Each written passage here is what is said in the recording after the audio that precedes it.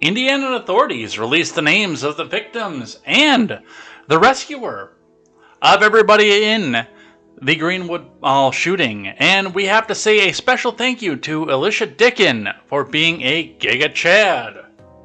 So we'll talk a bit about what's going on with that and where that goes. Reddit censors the word groomer, which gives us a brand new word, predator, that we can go back and use for this, plus another list of things that we can use to talk about the people who want to recruit children over on Reddit. So we'll be talking just a bit about what's happening with that and where we go. It is official.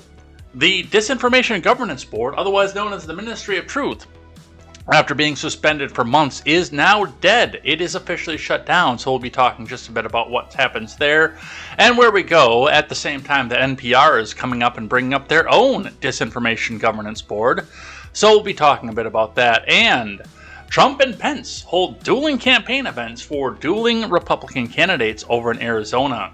It is going to be all this and more. You all are my favorite breakfast tacos. I am Jay Edgar, and this is Contemporary.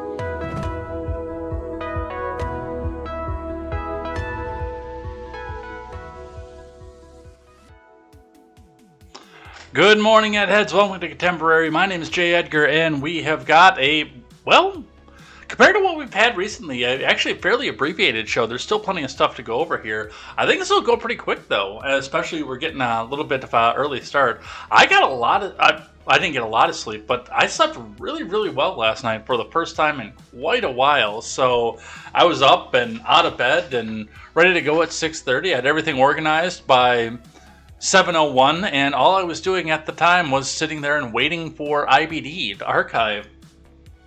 Because if you get the article before they post it out to the regular front of the Dow Jones page, it comes back behind the paywall, so then you just archive, wait. But we're here, we're ready to go, and we've got some finance to talk about. We've got to talk about what happened in Indiana. We've got to talk about what's happening in Arizona. We've got plenty of stuff to go over here today, so we're going to get started. Before we do, a couple announcements. The announcement was officially made last night during the Twitch gaming stream, but I have bit the bullet. I've broken down, and I've actually started to get you guys something back for the money that you pay in, which I am very, very thankful for. So if you are following over on Twitch right now, for the most part, if you're on DLive, you understand the sticker system, but the stickers that you bring in are typically your own, and I steal a lot of yours, I'm not going to lie, because some of you guys have some dang stickers over on DLive. That doesn't necessarily work over on the Twitch side. However, one of the things to go with over on the Twitch side is that I can make special emotes for you, and I have done that. Now, a lot of you have seen the globe already, which we can go back and possibly I'll get you one of those as well so you can see.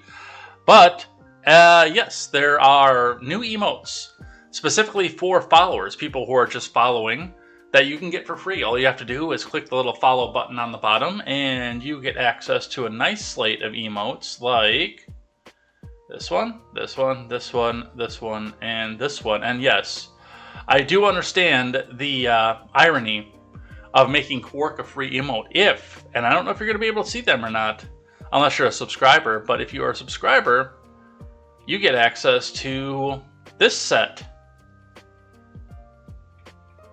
which means we can make fun of Biden, we can use the Chad yes, we can say stuff as based, and we can make fun of CNN as well. So, and those 2 tiers, it's either getting the basest base tier, which is $4.99 a month, or your free, quote, free subscription that you get with Amazon Prime every month, rather. If you choose to use that with me, that will unlock the new emotes. Or if you get gifted a sub, because I know A Gains has been throwing those out like candy, you will also get access to those emotes as well. I will be setting up a second tier, a tier 2 for emotes. Those are for the $9.99. Those are going to be a little bit spicier. I figure if you're going to pay $10 a month for this program, I very much appreciate you. Thank you very much for that. And you should be allowed to use a little bit more spice. If a miracle happens and somebody decides to pay $25 a month, I've also got one planned for that tier. Only one so far for that tier. But I do have one planned for that tier that is probably outside of Twitch's terms of service. I'm not going to lie. But if you're going to pay me $25 a month, I'm going to go put it in there and let you use the thing. And, well, we'll deal with Bezos when that time comes. But yes, that is news for the that's news for the channel here, and it looks like we did get a new subscriber over this here, so thank you, Arvolt, for coming over here for that. But yeah, come over there, check out the Twitch side, check out the new emotes, and we've got to get started. Also, make sure you guys go check out the Daily Ignoramus, the Porch Boys, the Breakdown with Perkenhoff, the R-Rated Conservative, and more. Go check all of those out. These are people who are going to be helping with the launch of the Turns of Pages Productions Network here, along with Brit Salt and KTZed. Go check out all of those people over on Twitter. If you still have the Twitter, go check them out over on their particular YouTube or Discord or Twitch channels or Rumble or Odyssey. Go check them out in all of those places. It's always a good time. They are good friends to truth. They're good friends to news and culture. And they're giving you the stories that come from the common man for the common man. So go and check all of them out. All right, let's get started. And even with the lengthy introduction and getting started early, the market's already kicked back over on us. So let's get started. I know I'm just sitting here watching the Dow, and it goes from its red from looking at yesterday's stuff going back into the gray, saying, oh, we're getting ready to start, but we don't want you to be able to see what yesterday's close was. However, the Dow went down yesterday. It did close very slightly down. It started up, obviously, and we were talking about the futures coming up, but it just went on to a steady decline throughout the day and a slightly sharper decline to close out the day, bringing us down to 31,072.61. There is some banking data, there is some banking data that is driving some of the drop with some of this here, because the earnings are not hitting where they're supposed to be. We still have the inflationary report, which I do believe is going to settle a little bit over the next couple months, and Biden's going to strut around like a peacock when it gets down to 8.1 again. And then once the harvest starts coming in, August, September, October, and the inflation starts going back up once again, well, it's going to be Putin's fault again. So we'll see what happens with that and where that goes. Looking in at the Bitcoin. Not necessarily something you should keep around for trade because of electronic limitations, but definitely something to watch. Even if you don't keep it in your own possession, because with the Soccer Mom America and hearing Bitcoin and believing that this is the safe one that you can invest in, this is going to be the one to watch because it's liquid. You can turn it into cash in a moment when you need the diapers, the pickles, the eggs, and everything is too expensive and you can't go back out and afford it. But the Bitcoin is up to $22,101 US dollars and 50 US cents over the last few hours. That is down $340 US dollars and 70 US cents. However, if we back out to the 5-day and look what it is yesterday, we do see that out of a dip, we still had a fairly significant jump back off of this. If we go all the way back 5 days, we're up 7% over the 5 days. So it does look like people are starting to have a little bit more confidence in using alternate methods for monetary storage outside of the big banks, putting it into either an asset like crypto or possibly gold, silver, ammunition or things like that. And we'll continue to see where that goes and what happens with that. Looking in at your fuel prices, looking over in the Madison area as we always do. $3.78 at the Costco in Middleton. $3.78 at the Quick Trip in Madison. $3.78 at the other Quick Trip in Madison.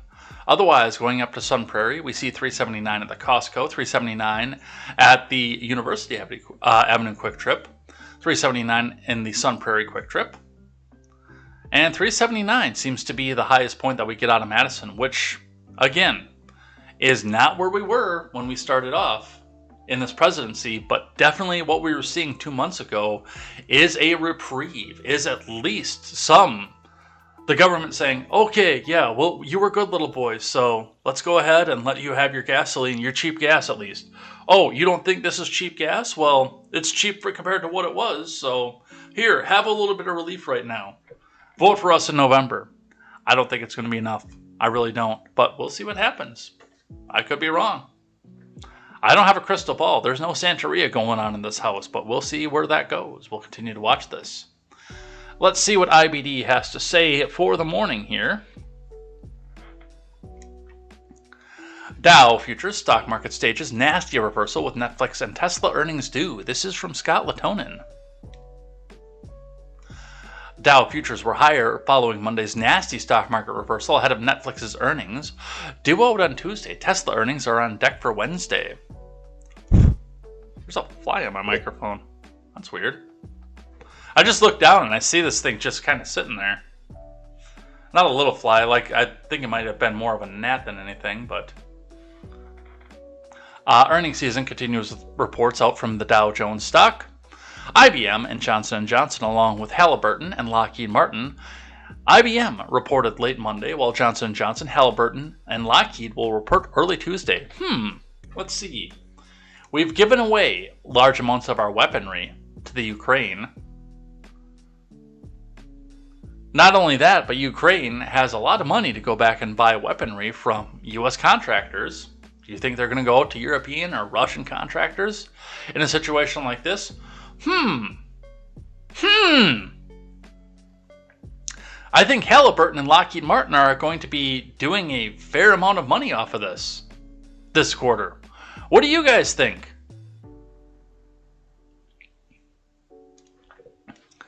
On Monday, the Dow fell 0.7% after rallying as much as 1.1% in its intraday peak.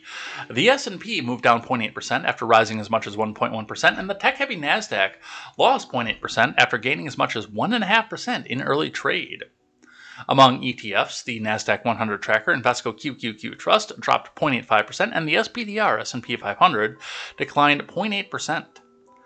Bank of America inched higher after its second quarter results. Charles Schwab, who is, I hope, not related to Klaus, declined 1.5% despite a strong earnings report, while Goldman Sachs jumped 2.5% on better-than-expected earnings results. Tesla slashed gains to 0.2% Monday. Among the Dow leaders, Apple sold off 2.1% on reports the company plans to slow hiring and spending growth next year to prepare for potential recession. Microsoft traded 1% lower in today's stock market. In the volatile stock market environment, Dow Jones leaders Johnson & Johnson, Merck and United Health, as well as Dollar Tree, Northrop Grumman, Quanta Services, and Verra Mobility are among stocks to watch. Keep in mind that ongoing stock market volatility is a reason to stay more defensive. United Health is an IBD leaderboard stock. Dollar Tree is an IBD swing trader stock. Quanta was Thursday's IBD stock of the day. Verra was featured in this week's Stocks Near a Buy Zone column. Before the open, Dow futures rose 0.6% versus fair value, the S&P gained 0.8%, and the NASDAQ was also up 0.8% in the futures market. Remember, overnight action in Dow futures and elsewhere doesn't necessarily translate into actual trading in the next regular stock market session. The 10-year yield ticked higher Monday, closing at 2.96%. Meanwhile, U.S. oil prices rebounded nearly 5%, with West Texas Intermediate trading above $99 per barrel. So, this actually has me a little bit concerned right now. Because we've seen, hey, 34 days straight gas prices have dropped. Thank Joe Biden. And yes, they're actually telling us to thank Joe Biden for this. And while that's nice, while it is nice not to spend $5 a gallon, $4.88 was the peak where I filled up at. While this has been nice, do not forget the fact that we're still over $3 a gallon. And while we've seen West Texas crude drop to as far as $91 a barrel, it's now starting to inch its way back upwards. So do be defensive and prepare yourself to see if gas prices do get back that high again. Let's grab one from CNBC. Stock futures rise after Monday's Dow reversal as a busy earning week continues, from Carmen Reinecke.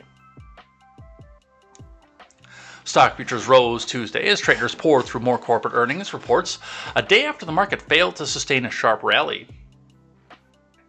Dow Industrial Average climbed 164 points, or 0.53%. The S&P ticked up 0.68%, and the Nasdaq rose 0.72%. Johnson & Johnson reported better than expected quarterly earnings and revenue, although the pharmaceutical giant also cut its full-year revenue and profit guidance. Hasbro's revenue for the previous quarter came in a tad below expectations, while the toy maker's earnings per share beat a Refinitiv forecast. Netflix is set to report after the close Tuesday. I'm kind of interested to see where Netflix goes, because they don't have good programming anymore, and there are better options out there. Later in the week, Tesla, United Airlines, American Airlines, Snapchat, Twitter, and Verizon are among those scheduled to report. IBM fell 5% in the pre-market after the tech company lowered its forecast for cash flow, even while reporting earnings that beat Wall Street's earnings and revenue estimates so far. Roughly 8% of the S&P 500 companies have reported calendar second quarter earnings. Of those companies, about 2/3 have beaten analyst expectations, FactSet data shows. When we think about earnings, we think about where stocks are now. We think there's an upside simply because there may be overpricing in this recession that some people think is imminent or already upon us, said Julian Emanuel, Senior Managing Director at Evercore ISI during Monday's Fast Money on CNBC. On Monday, the Dow shed more than 200 points to end the day in the red, reversing a morning rally fueled by solid earnings reports from Goldman Sachs and not at all a little bit of honk. And Bank of America. Oil broke above $100 a barrel, and Bitcoin surged to the highest level seen since mid-June.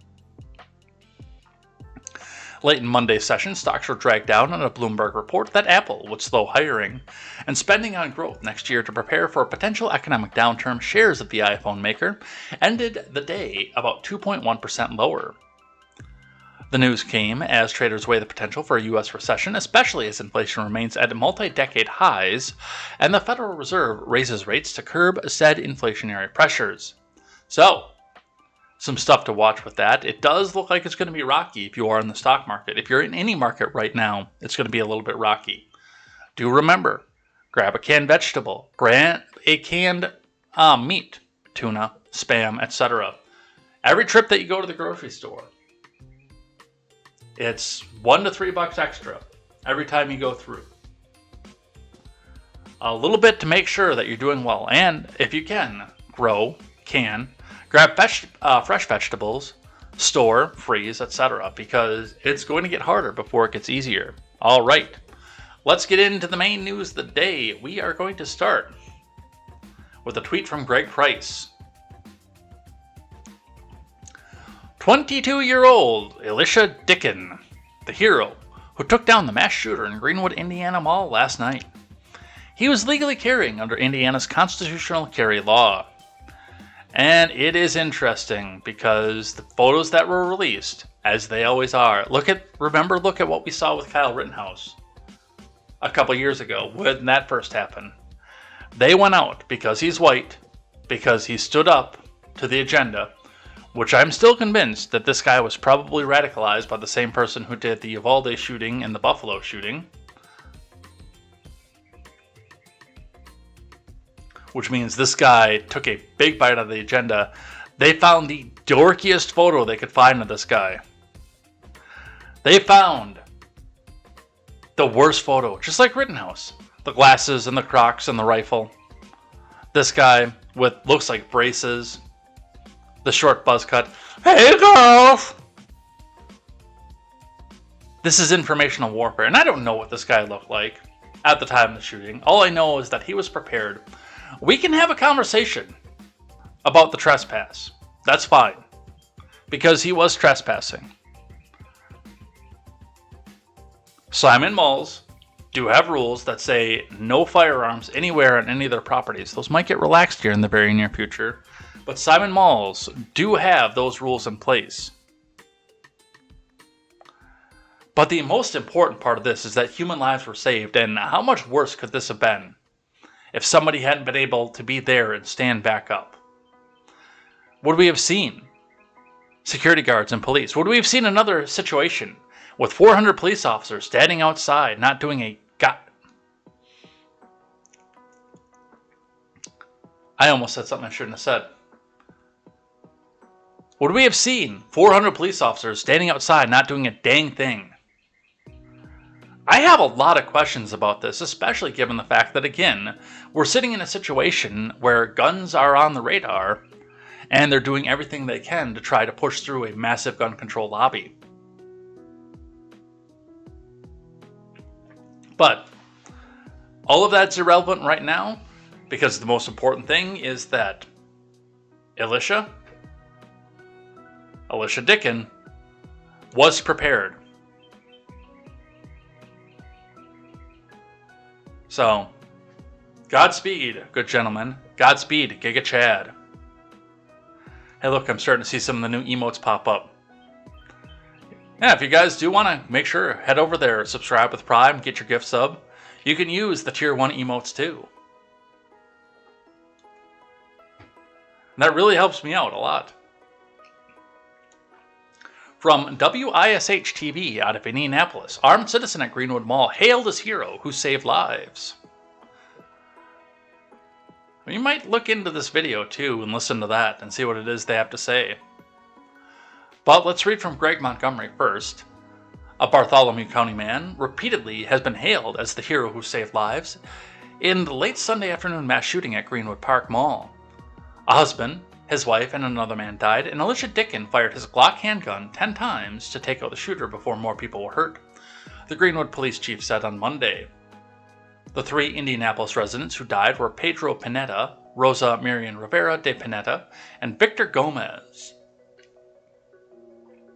Greenwood Mayor Mark Myers of Greenwood. That seems a bit redundant. The Greenwood Mayor of Greenwood said of Dicken, "We're very thankful for a young 22-year-old man who stopped this violent act. This young man, Greenwood's Good Samaritan, acted within seconds, stopping the shooter and saving countless lives." Beast!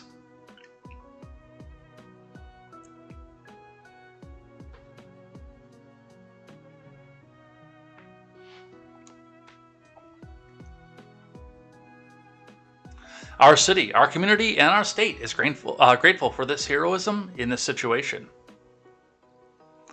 He is a young man processing a lot. I ask that you give him space and time to process what he's gone through last night, the Republican mayor continued. Greenwood Police Chief Jim Elisjsha, at a Monday afternoon news conference, described the interaction between the armed citizen and the active shooter, 20-year-old Jonathan Saperman of Greenwood. Dicken was at the mall shopping with his girlfriend when the shooting began. Within the first 2 minutes of the shooting, Elisjsha said at 5:57 p.m., the shooter was confronted by a Good Samaritan. The Good Samaritan was armed with a pistol and engaged the shooter as he stood outside the restroom area, firing into the food court. The shooter fired several rounds, striking the suspect. The suspect attempted to retreat back into the restroom and fell to the ground after being shot. Elisjsha told the assembled media and representatives that Dicken is requesting you give him time to process and to grieve before reaching out to him. Now, my big question here is going to be the interesting fact of, are we going to start seeing people start to protest this kid? I do like the fact that I can come out and say this kid's name. But realistically, with the media putting this out here and some of the stuff that we're starting to see coming out of social media, are we going to see protests? Is this kid going to have to move? Is he going to have to leave?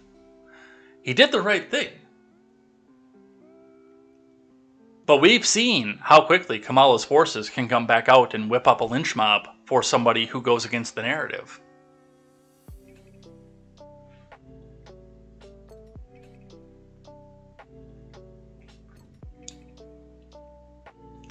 The chief said Dicken was carrying the gun legally under the constitutional carry law. Elisjsha said that he watched the surveillance video, which will not be released because of its graphic content. Come on! I want to see that. And called Dicken's actions nothing short of heroic. He engaged the gunman from quite a distance with a handgun.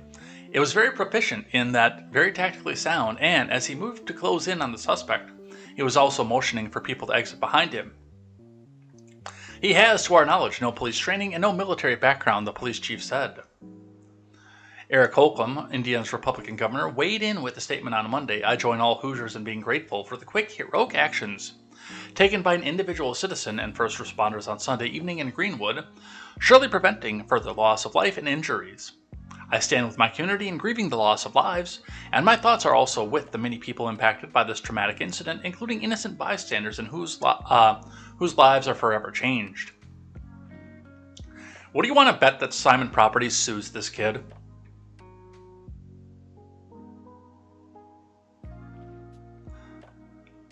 What do you want to bet that's coming?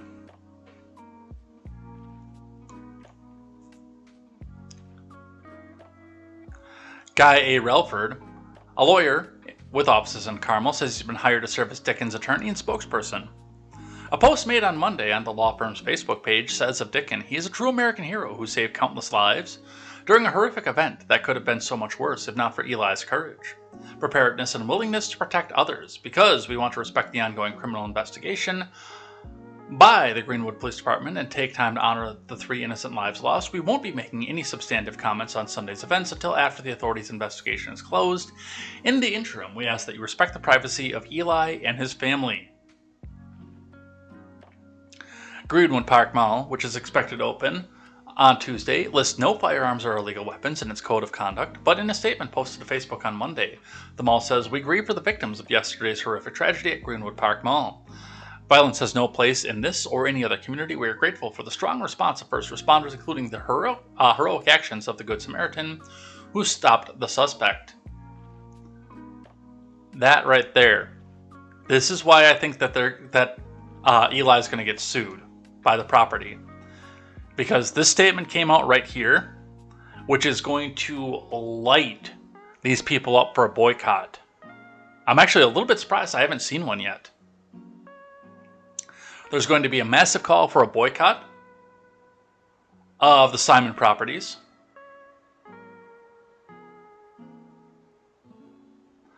And then they're going to look back and say, well, he was in our property with a gun on hand, and we can't really make the rules change, otherwise they're going to stop shopping here. They're going to stop buying their Crapple products and Starbucks and stuff at our properties. So we've got to do something, and we got to call out this kid. You just watch. This is not outside the realm of possibility right now, especially with the gun control agenda being the way that it is. So we will continue to watch that situation, see where it goes. Newsweek has this big-brained, galaxy-brained take for this. Good Samaritan who killed mall shooter broke property rules against guns. From Emma Meyer. This is not listed as an op-ed, by the way. It should be, but it's not. The Good Samaritan, who shot and killed the gunman who opened fire in the Greenwood Park Mall in Indiana on Sunday, reportedly broke the property's policy against weapons. The suspected shooter entered the mall on Sunday carrying a rifle and multiple magazines who opened fire. By the way, the suspected shooter also broke the rules of the property, carrying a rifle and multiple magazines and opened fire in the food court, killing at least 3 and injuring 3 before he was shot to death.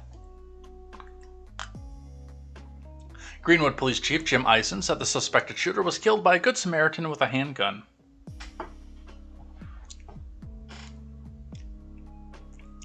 While the armed bystander reportedly had a legal gun permit, the mall's property policy does not permit weapons on the premises. The mall is owned by Simon Property Group, and the group's code of conduct, last updated in April 2020, lists no weapons as number 3. The code of conduct also states all Simon shopping centers expressly retain the right to revise or modify this code of conduct as necessary. Any exceptions to this code of conduct will be determined by local center management and its sole discretion. While it's unclear if the Samaritan will face any repercussions for breaking property policy by carrying a gun, Greenwood Mayor Mark Myers praised the person in a statement on Sunday night, saying, "Someone we are calling the Good Samaritan was able to shoot the assailant and stop further bloodshed. This person saved lives tonight. On behalf of the city of Greenwood, I'm grateful for this quick action and heroism in the situation."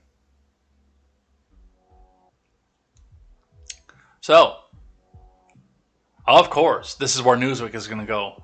"Oh, he broke the gun rules." As sick as it is to be able to say, I can't believe that I have to say this in this situation.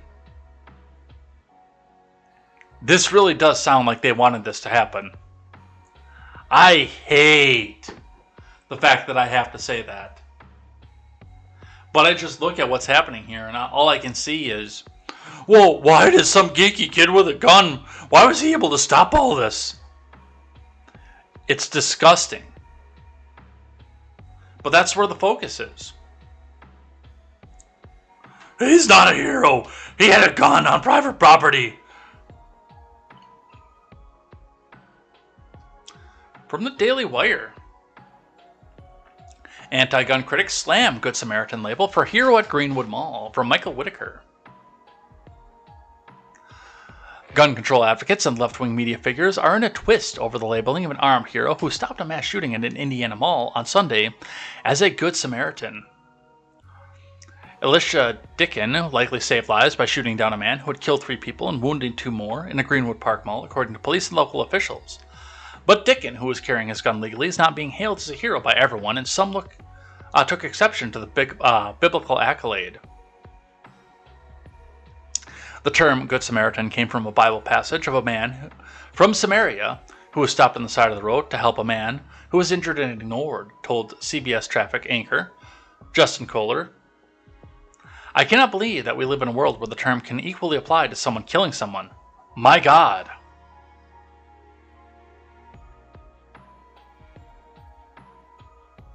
Deleted? Yep. No, not deleted. It's still here. Dicken, a resident of nearby Seymour, was shopping with his girlfriend when the man began shooting, firing off 24 rounds, according to police. The Daily Wire does not name mass shooters as part of a policy to deprive them of the attention they often crave. Dicken fired 10 rounds, injuring no one else, but killing the shooter. While shoppers in the mall were no doubt grateful to Dickens, leftists were not. I don't know who needs to hear this, but when a 22-year-old illegally brings a loaded gun into a mall and kills a mass shooter armed with an AR-15, after he already killed 3 people and wounded others, is not a ringing endorsement of our implementation of the Second Amendment, wrote Shannon Watts, founder of the gun control advocacy group Moms Demand Action. Contrary to Watts' claim, authorities have confirmed Dicken was lawfully carrying the handgun he used to end the massacre, and said that he was fully cooperating with the ongoing investigation of the incident, according to a report by the Washington Post, where democracy goes to die in darkness. Just last month, Indiana removed a permit requirement to carry a handgun in public over objections by police officials. The author of the bill to waive the permit requirement argued that doing so would allow Mr. and Mrs. Lawful Hoosier to defend themselves in public. Dicken was in violation of the mall policy, which banned customers from bringing guns inside, but in official statements, the Greenwood Park Mall does not seem overly concerned by that. Give it time and give it a couple protests. They will bend the knee to the woke mob just as fast as every other billion-dollar corporation on this planet that has no spine but $1 billion to throw around.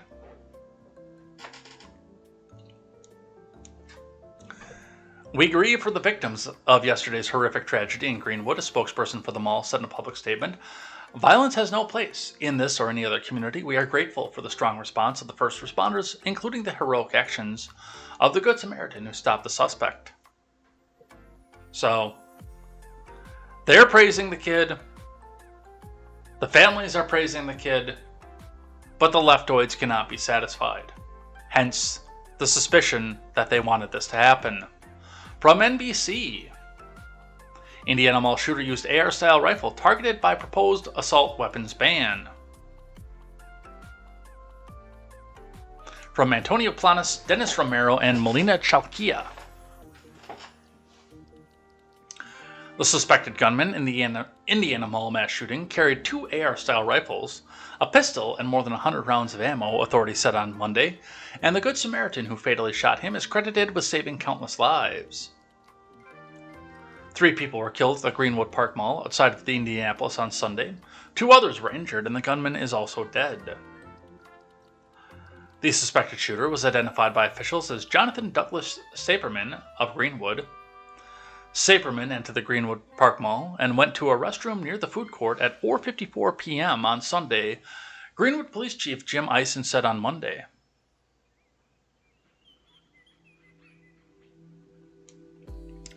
Saperman stayed in the bathroom for 62 minutes, then exited and began firing near and into the mall's food court with a 6-hour M400, a semi-auto rifle of a class of guns sometimes called assault weapons, authorities said.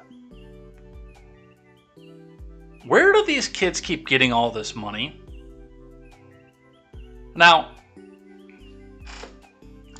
we're going to look this up in just a second. I'm going to go see what this rifle cost. But I know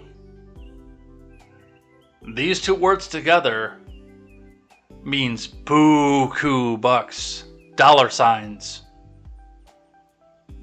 It's just like this Daniel Defense one.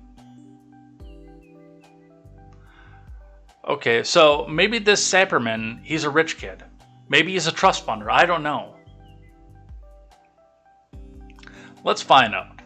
Let's go figure out.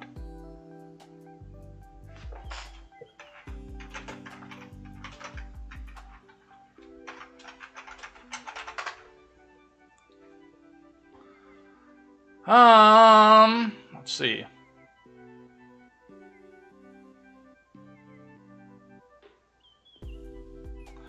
We'll go to Gunbroker.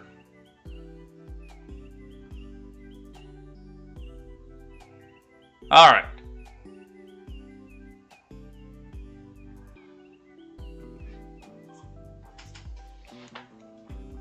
So we're seeing prices between $900, $899, plus shipping, background check, etc., and $1,200.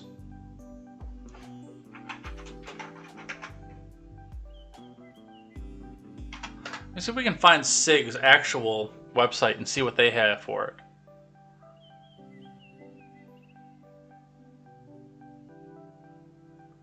Rifles, M400.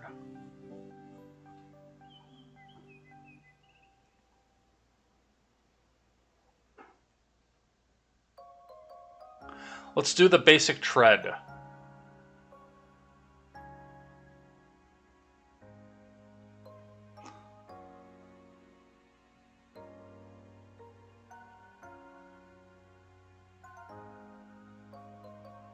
So they're not going to give me a price.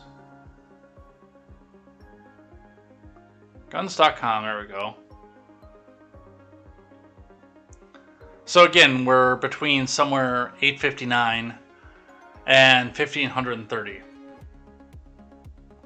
But still, for the most part, a $1,000 rifle.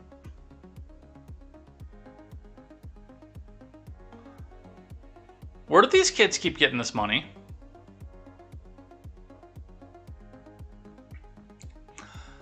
Elisjsha Dicken, of 22, of Seymour, Indiana, was at the mall shopping with his girlfriend, saw the shooter, and within minutes of Saperman first opening fire, returned fire with a handgun and killed Saperman. His actions are nothing short of heroic, Eisen said. He engaged the gunman from quite a distance with a handgun. He was very proficient in that, very tactically sound, and he moved to close in the suspect. He was also motioning for people to exit behind him. So, of course it had to be an AR-style rifle, which also brings back up to the question of, was this planned somewhere in advance? I don't know if that's the case or not. But I have questions.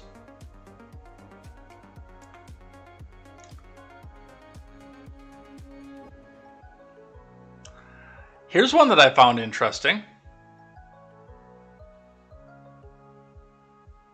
Oh, this is a different story. Here's one that I found interesting for you. Former FBI agent, stay prepared for shootings. Why? What are you planning?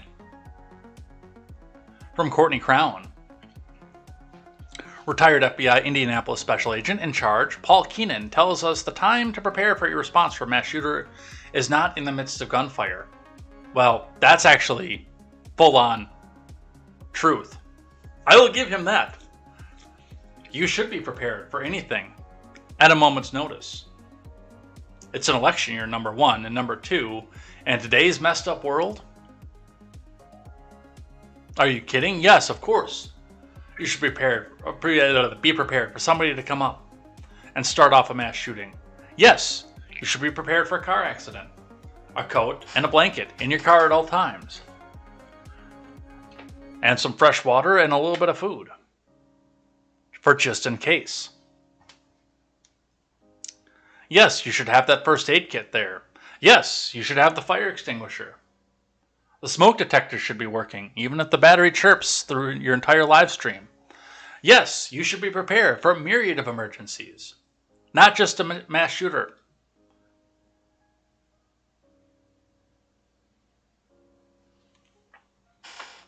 You should really start thinking about places I could go if it happens, Keenan explained. Cover, concealment, where can I hide? Protection from oncoming rounds if it comes to that. It blows that we have to think about that. But you should be thinking about it.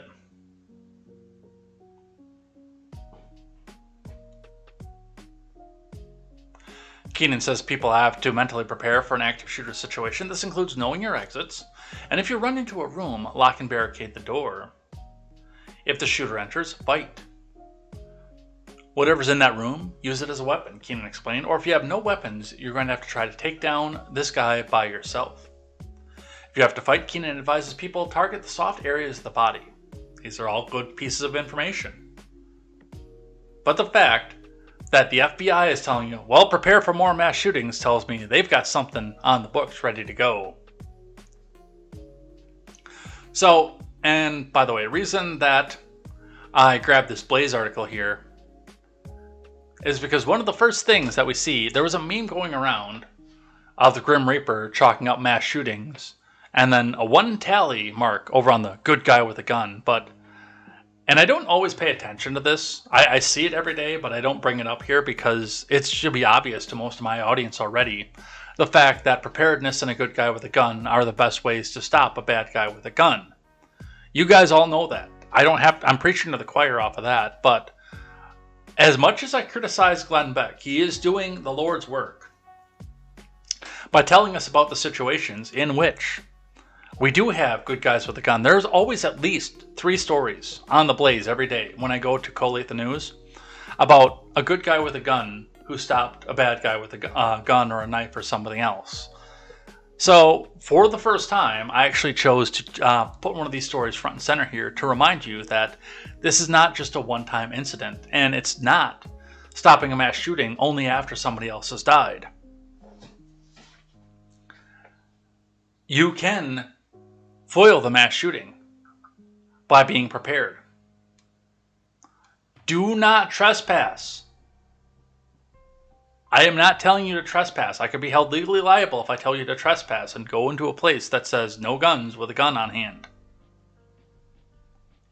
Don't do that. But try to avoid places that are gun-free zones if you can. I can't speak to Mr. Dickens in retrospect and tell him not to do that. I'm glad that nobody did tell him not to do that. But this is the official stance of Contemporary is don't trespass on somebody else's property while carrying. If they have the sign out that says no firearms on the premises, respect the sign. And again, try not to give them your business if you can absolutely help it. Good guy with a gun saves the day again, this time killing a robber who held a knife to the throat of a Missouri gas station clerk. I don't think I honestly had a choice, from Courtney Wheel. Another Good Samaritan with a gun saved the day again, this time shooting and killing a man who was holding a gas station attendant at knife point. Last Saturday, the concealed carrier pulled up to a Quick Trip service station in St. Charles, Missouri, about a half hour outside of St. Louis, and used the restroom. After he walked out of the store and returned to his car, however, some suspicious activity from another driver prompted him to remain at the gas station rather than pull away.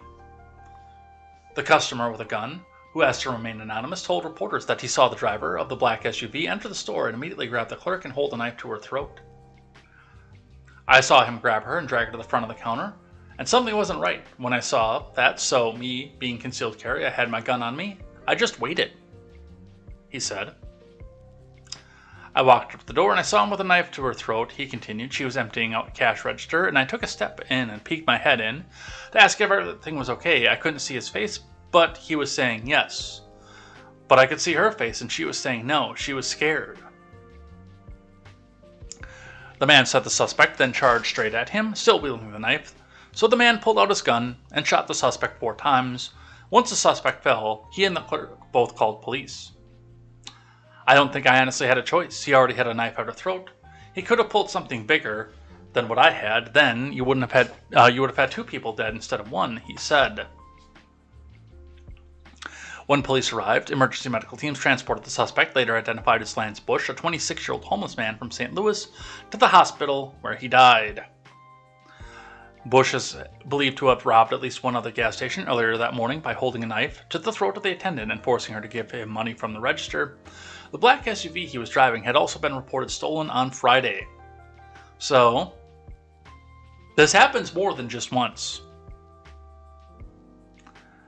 Seriously, I mean, watch the blaze. And again, I'm not probably going to, unless it's relevant to the situation at hand. I'm probably not going to leave it up, just because it's obvious to most of us that this is the best way to stop a bad person who has intent on harming other people.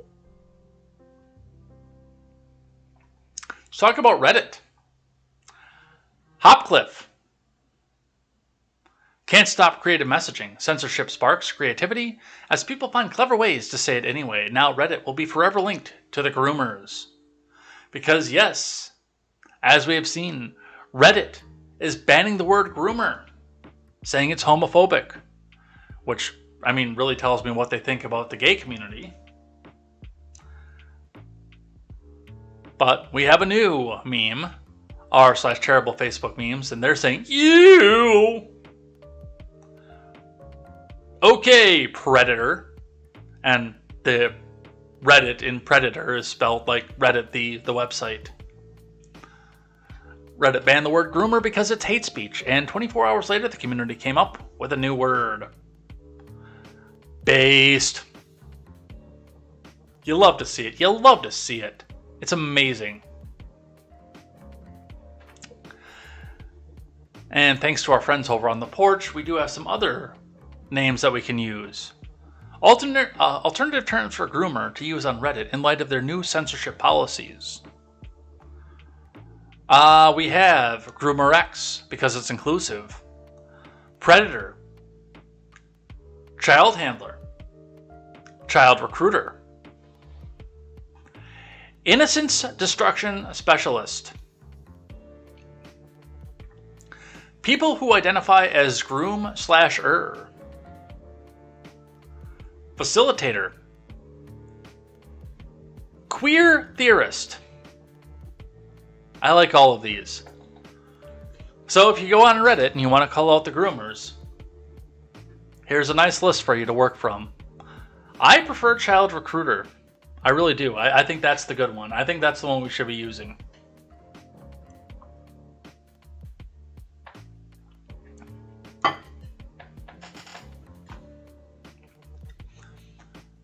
Speaking of people grooming, this is disgusting. From the Blaze. Planned Parenthood clinic to open in high school if school board approves deal. Opponent says school board members should be ashamed for considering it. Yeah, I don't think that's wrong, actually. I think they should be ashamed. for considering it.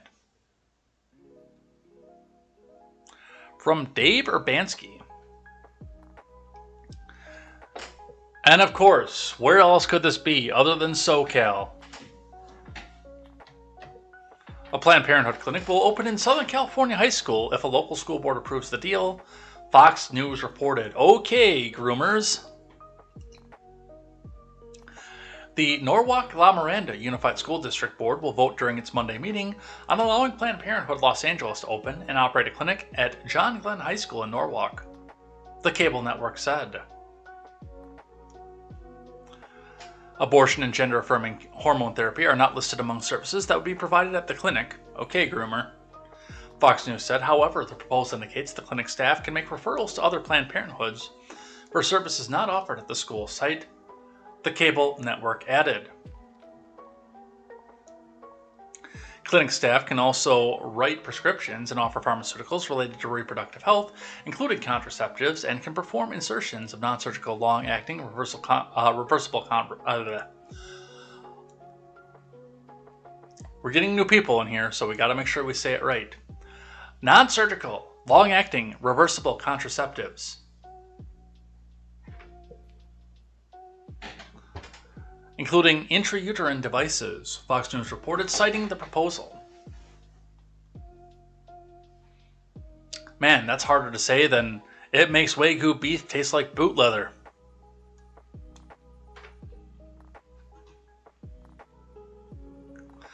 In addition, the proposed agreement states that while the clinic will encourage students to involve their families in decision-making, betcha the next line says it's not required.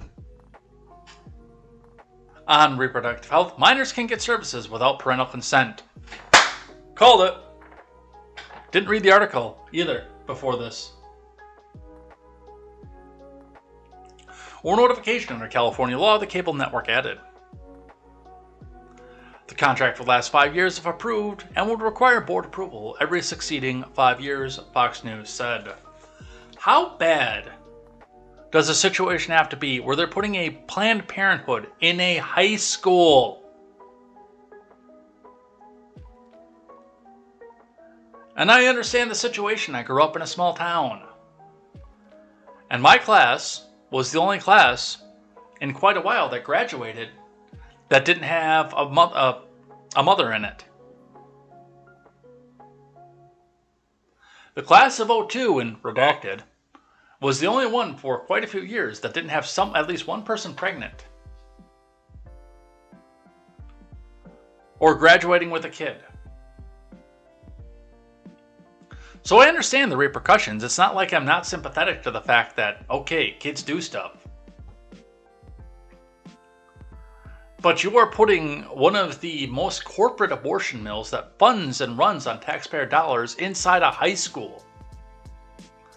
I feel like we should be having a completely different conversation here, you guys.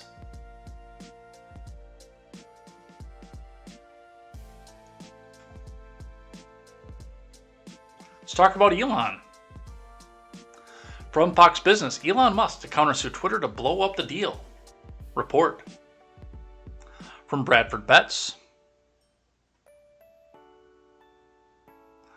Tesla CEO Elon Musk is planning to file a countersuit against Twitter soon to ditch the $44 billion agreement to buy the social media giant, according to a new report on Monday.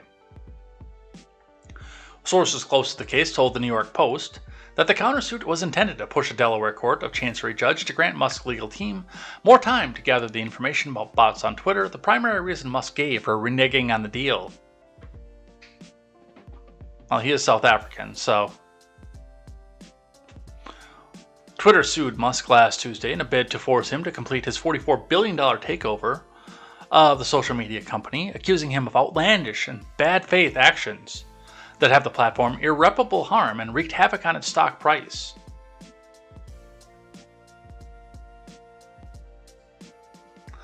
Musk pledged in April to pay $54.20 a share for Twitter, which agreed to those terms after reversing its initial opposition to the deal. But the two sides have been bracing for a legal fight since the billionaire said a week ago that he was backing away from his agreement to buy the company. In a filing with the Delaware Court of Chancery on Friday, Musk lawyers accused Twitter of withholding information about fake accounts and creating delays, providing evasive responses, and putting up technical obstacles. The filing also disputed Twitter's request for an expedited trial, claiming it would take months to obtain information from Twitter and depose numerous witnesses on the subject of fake accounts. The filing has repeated several other accusations Musk has lodged previously, including the claim that Twitter has violated the acquisition agreement when it fired 2 high-level managers without first informing Musk. Musk has 20 days from when Twitter filed the suit against him to file his own counterclaims. The first hearing is scheduled for Tuesday. Twitter's legal team wants a 4-day trial starting in September, while Musk is pushing for a later court date. Man, I am waiting for discovery on this one. I am pumped for this. I want to see where this goes. I really do. Discovery is going to be amazing. But we'll continue to watch. But things have escalated slightly quickly as well. From Business Insider, Elon Musk could go to prison and lose control of his Tesla stock if he doesn't comply with a court order in Twitter's suit, legal experts say. From Callie Hayes, Elon Musk often refuses to play by the rules. If he takes that route with the court handling Twitter's lawsuit against him, the billionaire faces harsh penalties and even prison time. Imprisonment would be a last resort, according to Robert Miller. Right, but you didn't put that in the headline. You put a headline up there so the smooth brains over on Twitter can look at this and say, hey, he's a Trump supporter and he's going to prison, just like every other Trump supporter, as they start frothing at the mouth rapidly over the fact that now, after they said that they didn't want Elon to buy Twitter, now they're frothing at the mouth saying that they want him to buy it because the people at Twitter told them to. It's like they don't think that I see right through their crap. And let's see. The Chancery Court is cloaked with very strong powers to force compliance, Miller added, speaking in a call hosted by Wells Fargo analysts that counters speculation by some other lawyers that Musk might simply be able to not comply with any court order that may come down against him. What does or does not happen to Musk all depends on the outcome of the lawsuit Twitter filed on Tuesday. It's possible the billionaire prevails in arguing he can walk away from his April agreement to buy Twitter since it breached its end of the deal. On Friday, Twitter said in a regulatory filing that's committed to closing the merger on the price and terms agreed upon with Mr. Musk, and again urged shareholders to vote for the deal. Miller said the likelihood the judge rules in Musk's favor and his core argument that Twitter is in breach because it refused to hand over all the information Musk demanded strikes me as the height of implausibility.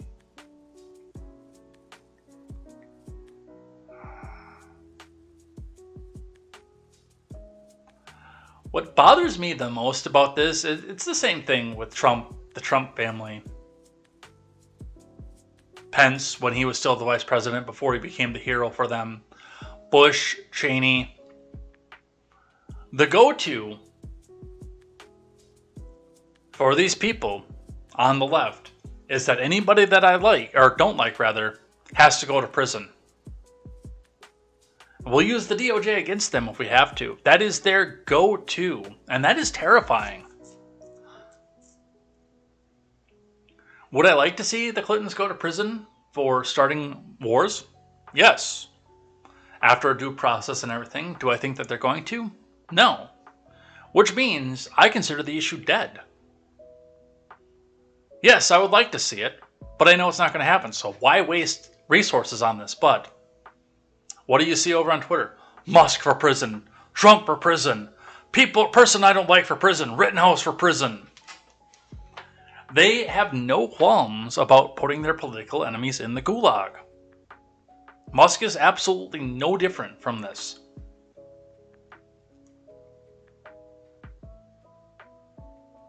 And it's terrifying. And these people want more power in November, just so you know.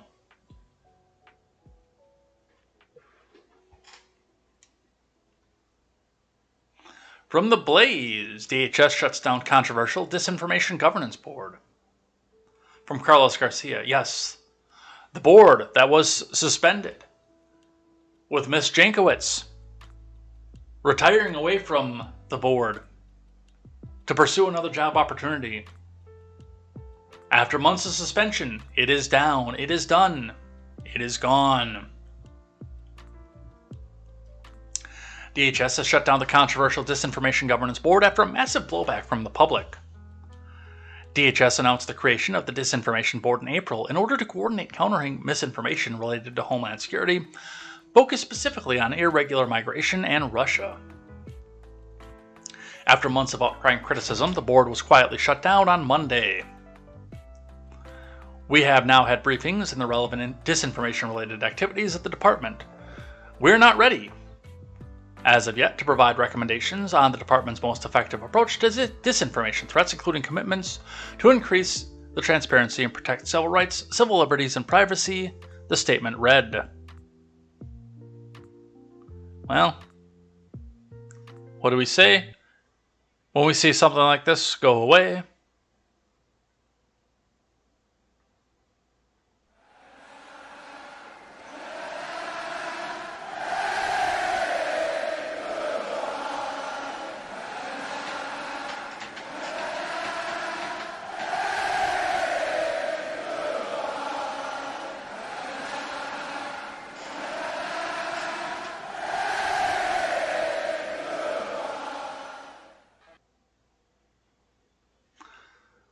Goodbye, Disinformation Governance Board.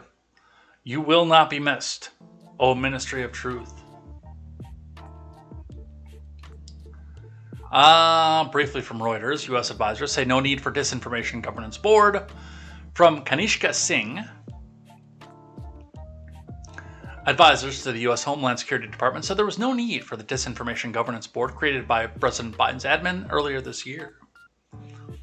The recommendation from a Homeland Security Advisory Council subcommittee comes 2 months after Nina Jankowicz, the head of Biden's Disinformation Fighting Advisory Group, resigned.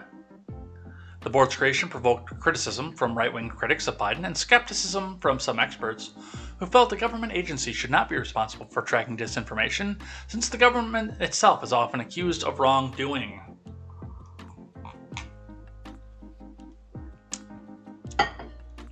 Yeah, there was nothing draconian about this at all.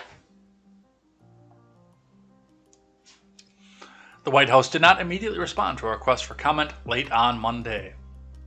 But fear not, those of you out there. If you are afraid of disinformation, especially of a Russian variety, if you are afraid that Billy the Hillbilly, who is really a pawn of evil Vladimir Putin, might go on to a social media platform and spread evil Russian disinformation to his 4 Twitter followers. Fear not! NPR has a solution. We've got one here from them here. NPR launches disinformation reporting team. This is from Terrence Samuel and Nancy Barnes. And remember, this is an extra dose of NPR, but if you're going to get the extra dose of NPR, they need our money, comrade. That's right. It's not your money. It's our money, and they need to use it to spread their communist ideals through quiet microphones all across the country and in state public radios across the world. So make sure you hit that big red donate button, because Wisconsin Public Radio and National Public Radio need to stay public. They need to stay on there, and your taxpayer subsidies do not do enough of that. So from Terrence Samuel and Nancy Barnes, who are never printing reality, we are at National Progressive Radio. Well, let's see what they have to say.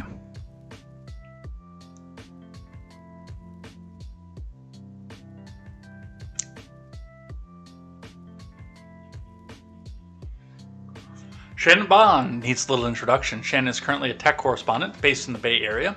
That beat has already given her extensive experience in sourcing in the disinformation world. Shannon joined NPR in 2019 from the Financial Times and quickly became known as an unflappable and generous colleague who stayed on top of breaking down news about Meta, Twitter, and other tech platforms, while also finding time to report out original stories like the existence of a computer-generated fake profiles on LinkedIn.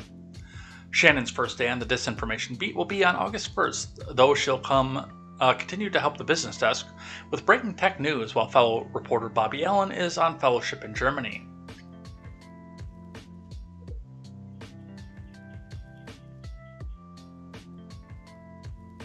Lisa Hagen joins NPR from member station WABE in Atlanta. Her first day is July 18th, working with NPR's investigative team. Lisa reported and co-hosted the No Compromise podcast about the most radical wing of the gun rights movements. That series won the 2021 Pulitzer Prize for audio reporting. Her reporting illuminates and helps humanize the unfamiliar, which should come in useful in the Disinformation Beat. She's fascinated by how we arrive at our beliefs and navigate who to trust in these strange times in Georgia. Lisa covered criminal and social justices, in addition to guns for WABE. Before that, she worked as a stringer for the New York Post. While Lisa is originally from Hawaii, she would like everyone to know that she does not serve. Wo Jinnan has been with NPR since 2018, most recently as an associate producer with investigations team. In Jinyan's new role as data savvy reporter focusing on disinformation, she'll work on both her own projects with reporters on the team and around the newsroom to flesh out patterns and money trails related to the spread of false information. During her time with the investigations team, Jinyan quantified the extent of toxic silica exposure the federal government knew that coal miners had undergone and looked for lessons learned from the courts that ran remote jury trials during the pandemic. Jinyan will start the Disinformation Beat later this month, and she'll continue to be based in the Washington, D.C. area, but yet still not be based.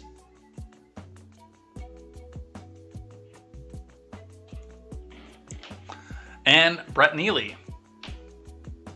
Brett Neely has worked at the intersection of political coverage and collaborative journalism since he arrived at NPR in 2015, including leading our coverage of voting rights and election security through 2016 and 2020 elections. When we launched the pop-up disinformation team last year, Brett took on the beat and has worked with reporters from the Washington, Science, Business, and National desks, as well as members' stations, to deepen our coverage. As the disinformation team's supervising editor, he'll continue to lead what coverage and work with the partners across the newsroom and public radio. Brett remains based in Colorado, where he moved after the 2020 election. So, we have a 3-woman team that is led by a white male from Colorado at NPR to bring you disinformation. Taxpayer funded, by the way. I told you they'd find a way around the criticisms of the government, and boy did they. So now it'll be NPR that's offering suggestions to the DOJ and to social media companies.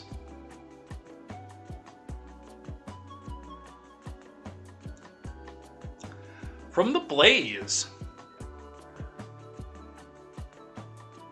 Joe Manchin exposes how Biden's Build Back Better agenda is a complete social realignment.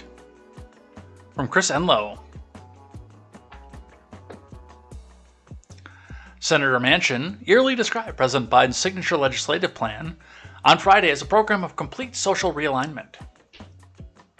Speaking with a West Virginia radio host, Manchin revealed what he really thinks of the president's Build Back Better plan and why he refuses to support it.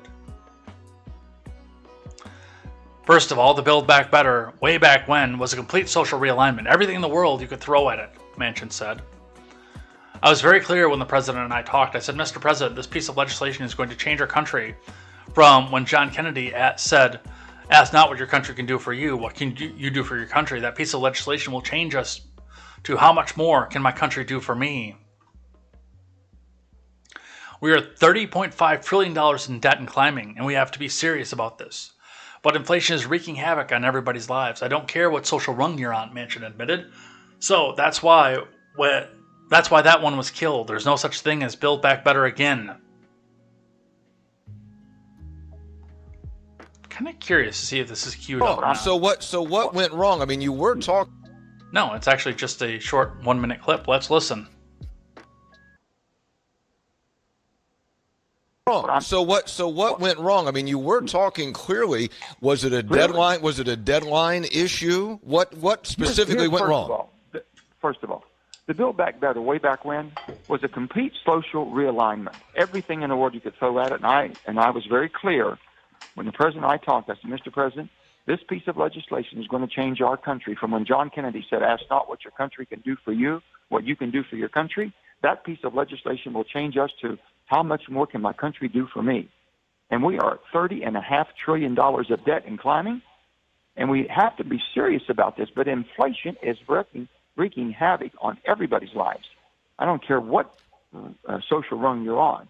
So that's why that one killed. There's no such thing as Build Back Better again. This is a financial security and energy security. This is what this is about. Manchin is defending himself after he was accused of sinking, at least for now, Democrats' latest hope at passing a massive spending package. The moderate Democrat, however, clarified Friday he's not against the policy proposals put forward by his party, especially those that focus on energy and climate. Rather, his concern is not exacerbating the inflation crisis. Yeah, can you imagine where we would be if that had passed and now we're sitting here looking at 15, 16% inflation under the new numbers? Under the new algorithms.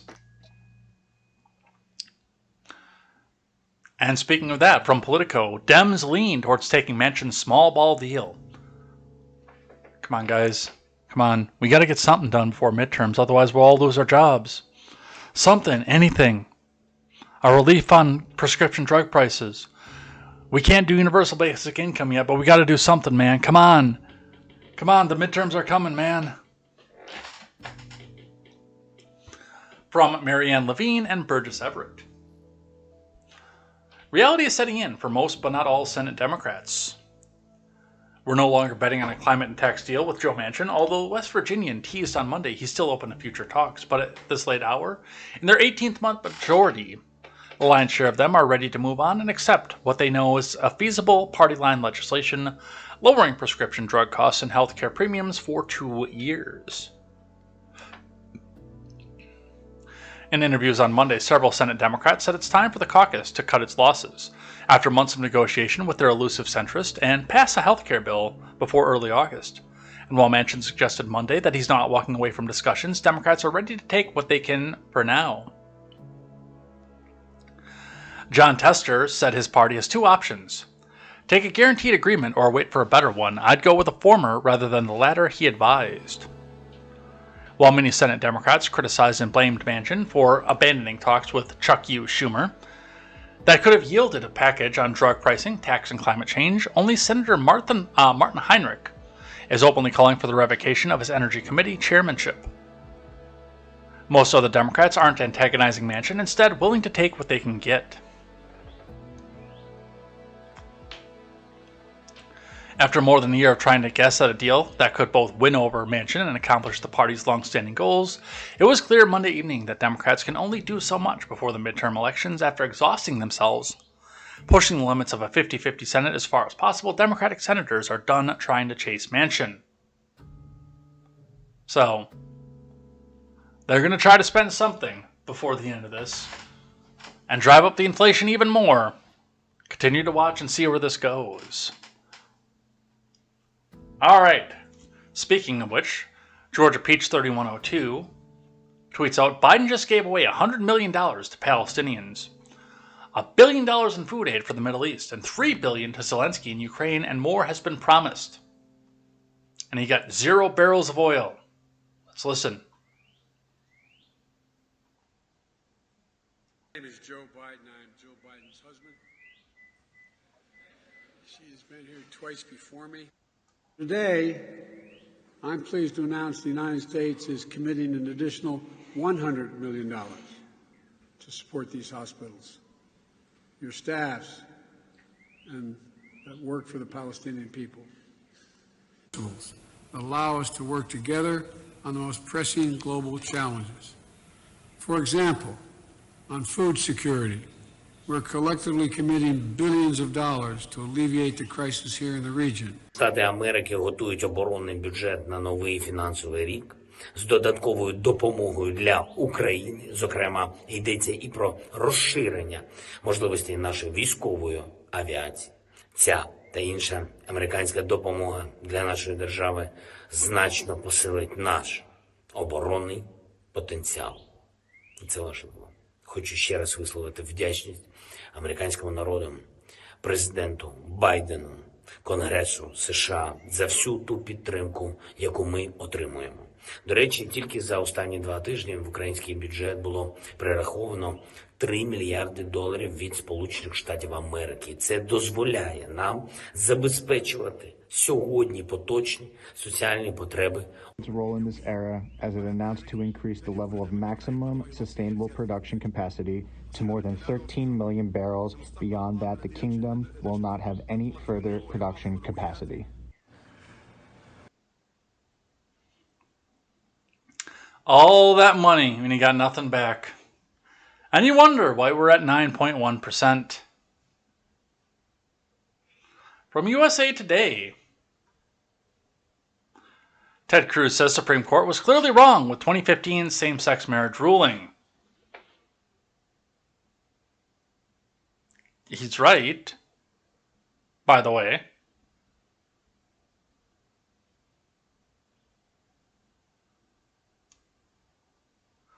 Scott Gleason. Senator Ted Cruz said the Supreme Court was off base in 2015 for its ruling in Obergefell versus Hodges that legalized same-sex marriage and believes it should be reconsidered. Not from the situation of gay people shouldn't be able to get married, but the fact that it has to come out of the Supreme Court and not through a legislature or a state legislature. If Congress doesn't want to do their jobs, then stop running.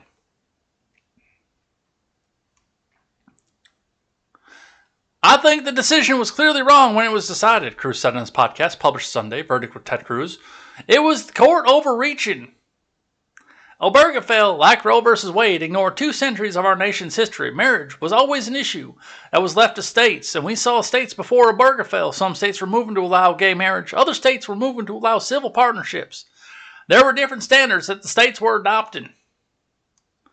Cruz's remarks come on the heels of the Supreme Court overturning Roe v. Wade and determining there is no federal constitutional right to an abortion. Last month, Justice Thomas referred to the 2015 rulings as demonstrably erroneous and suggested the courts revisit other rulings. Well, you guys know where I stand on this. The government should just be out of marriage, period. I don't believe in government marriage.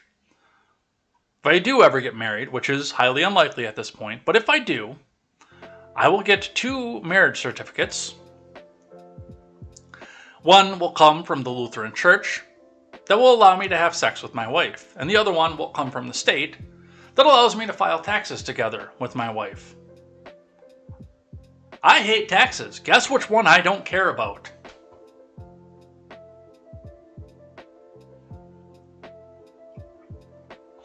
But, of course, this is selectively picked and edited because the Daily Wire sets more of the record straight. It would be a little more than a little chaotic. Ted Cruz explains why Supreme Court is unlikely to overturn the gay marriage decision. From Tim Meads. Senator Cruz recently said the U.S. Supreme Court's landmark decision, which legalized same-sex marriage across America, was clearly wrong, but stressed that he did not believe the High Court had any appetite to review the case and that it would be chaotic to disrupt such unions that occurred in accordance with the law. On the Friday episode of his podcast, The Verdict, Cruz and co-host Liz Wheeler. Well, wait. Is he not doing that with Knowles anymore? I don't know. I hardly ever listen to anybody else's podcast at this point, but is he not doing this with Knowles anymore? Discussed the Obergefell versus Hodges, the 2015 case that ruled states were prohibited from banning same-sex marriage. As it compared to Roe versus Wade, Wheeler asked Cruz to pretend he was an advocate of the court and explain the vulnerability of Obergefell and what it would take to overturn that precedent. We grabbed that quote already. In Obergefell, the court ruled 5-4 the state's laws banning same-sex marriage were unconstitutional under the Due Process and Equal Protection Clauses of the 14th Amendment. And had the court not ruled in Obergefell, the Democrat process would have continued to operate. If you believe gay marriage was a good idea, the way in the Constitution is set up for you to advance that position is to convince your fellow citizens, Cruz added. And if you succeeded in convincing your fellow citizens, then your state could change the laws to reflect those views. In Obergefell, the court said, no, we know better than you guys, and now every state must sanction and permit gay marriage. The former presidential candidate added that he believed the court was overreaching in that decision, but it was a fundamentally different question than abortion. I think that decision was clearly wrong when it was decided, Cruz added, of same-sex marriage. It was the court overruling.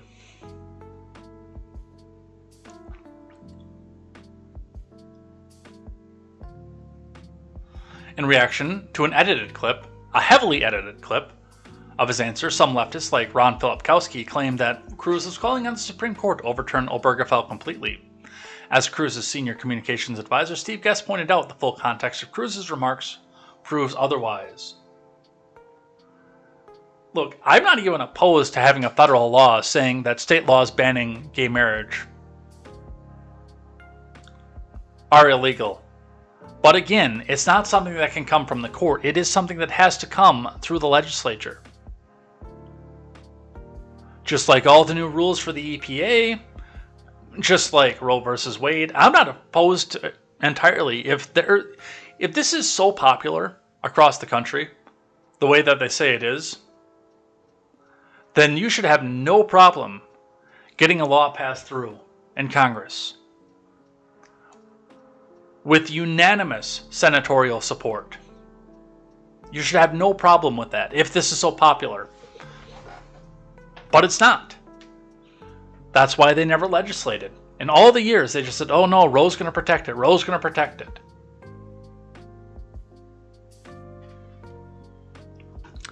Guest quipped, notice you only clipped 18 seconds while linking to a longer version of Cruz's response.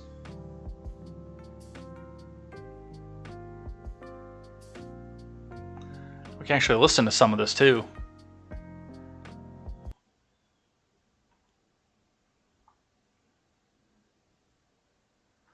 All right. Now, if we're going to listen to it, let's go. Are you kidding me? An advocate, and Obergefell was. Okay, so apparently we do have to go to the other page to get the quote tweeted version. In Obergefell, the court said, no, we know better than you guys do, and now every state must sanction and permit gay marriage. I think that decision was clearly wrong when it was decided. It was the court overreaching. In Obergefell, the court said, no, we know better. Was in front of the Supreme Court again in some way. What would be the vulnerability of this case? What would be the argument against this case, or the argument for overturning it? So look, Obergefell, like Roe versus Wade, ignored 2 centuries of our nation's history. Marriage was always an issue that was left to the states. We saw states before Obergefell that were moving. Some states were moving to allow gay marriage. Other states were moving to allow civil partnerships. There were different standards that the states were adopting. And had the court not ruled in Obergefell, the democratic process would have continued to operate, that if you believed gay marriage was a good idea, the way the Constitution set up for you to advance that position is convince your fellow citizens. And if you succeeded in convincing your fellow citizens, then your state would change the laws to reflect those views. In Obergefell, the court said, no, we know better than you guys do, and now every state must sanction and permit gay marriage. I think that decision was clearly wrong when it was decided. It was the court overreaching. Whether the court will reverse it, I will say, so in Dobbs, what the Supreme Court said is Roe is different because it's the only one of the cases that involves the taking of a human life, and that's qualitatively different. I agree with that proposition. That is fundamentally different. I will say on Obergefell, there is also, when a court is considering whether to overturn a precedent, one of the factors that the court looks to is reliance interest. Have people relied on the previous precedent, and have they acted accordingly? And in the context of marriage, look, you've got a ton of people who have entered into gay marriages. And it would be more than a little chaotic for the court to do something that somehow disrupted those marriages that have been entered into in accordance with the law. I think that would be a factor that would counsel restraint, that the court would be concerned about. But to be honest, I don't think this court has any appetite for overturning any of these decisions. I think Justice Thomas was being a purist in terms of what the Constitution means, but I don't think there are other justices interested in going down that road. All right. So quite a stark contrast between the two clips. Absolutely. We hear Philip Kowski just say, Ted wants the Supreme Court to overturn the game. And from the 18 seconds, you can hear that. But again, when you have these long-form clips, I mean, you can come back and selectively edit anything that you want to say whatever you want. Look at the January 6th Selfie Fest committee and how heavily edited and selectively edited those interviews are, and why they can't bring somebody like Ginny Thomas out live, or the Secret Service out live, and why they're trying to demonize the Secret Service. You'll notice that after the Secret Service came back out and said, oh yes, we will testify, but it has to be live and recorded, the next thing that we hear is, oh, they deleted text messages and we're only finding out about it now, after we've been looking into it for 18 months. To discredit them on a partisan basis. Because the Secret Service has no interest in going into a room, getting it recorded, and then having what they said clipped apart like that. Speaking of the Selfie Fest, the DOJ will not prosecute group linked to Colbert's The Late Show after unlawful entry arrests, Capitol Police say. From Kevin Breininger over at CNBC.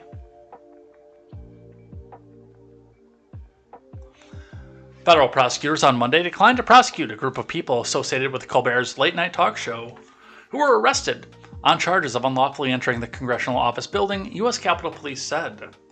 Oh yes, I'm sure this has nothing to do with the fact with these people, unlike most of the people who got swept up in the crowd at the Selfie Fest.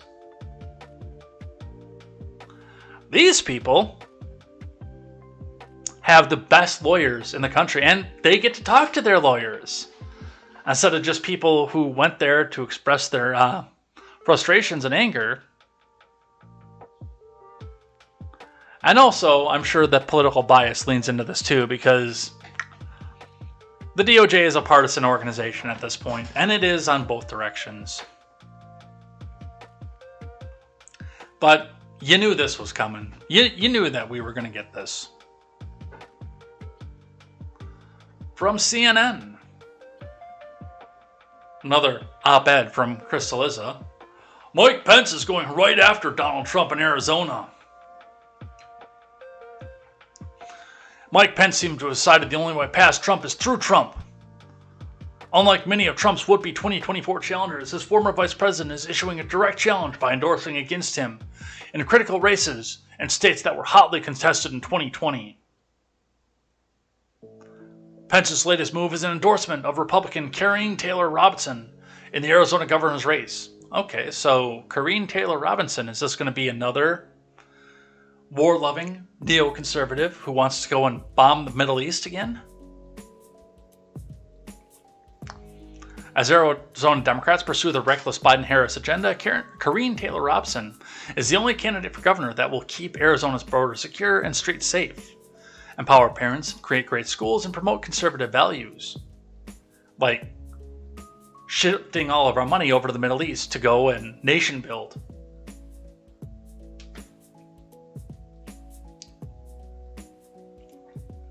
Robson has also been endorsed by outgoing Arizona Governor Doug Ducey, who has drawn Trump's ire for refusal to overturn the 2020 results in the state. That move puts Pence in direct opposition to Trump, who is supporting the former local TV anchor Carrie Lake in the state's August 2nd primary. Few can take on the fake news media like Carrie, Trump said, announcing his endorsement last fall. Lake has been one of the highest profile backers of Trump's false election fraud claims. She's gone as far as to say it's disqualifying that Robson does not believe the election... I can't say that on YouTube. In an interview with CNN's Dana Bash Ducey, who co-chairs the Republican Governors Association, was blunt in his assessment of Lake. Kari Lake is misleading voters with no evidence, he said. The move by Pence to endorse Robson is rightly understood then not as simply a rejection of Trump-backed pick, but an attempt to affirm that the 2020 election was in fact free and fair. Pence and Trump are scheduled to hold dueling rallies on behalf of their preferred candidates in the state on Friday. Dude, neoconservatism and the Mike Pence wing, the Liz Cheney wing, the Mitt Romney wing of the Republican Party are dead. And good riddance to them, by the way. I don't understand why it is that people still want to get these boring old neocons that they protested up until they started saying mean things about the Orange Man. Now they're just what we need.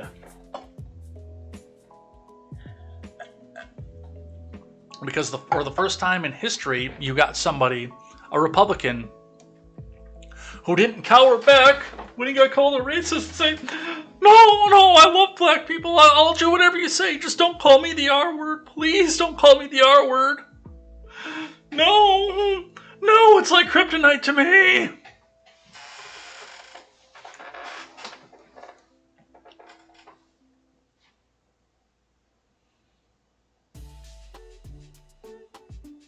And if Pence is behind this candidate, I know that this is a bad candidate.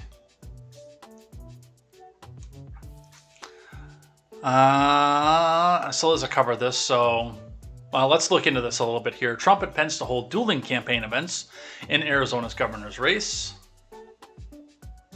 From Libby Cathy. In a dramatic midterm split screen, former President Trump and his former vice president will hold dueling campaign events this weekend in Arizona as Trump seeks revenge in the battleground he narrowly lost, honk honk, to President Biden, in a state that served as ground zero to perpetuate his big lie, honk honk. Pence's endorsement on Monday of Karine Taylor Robinson, a wealthy GOP donor,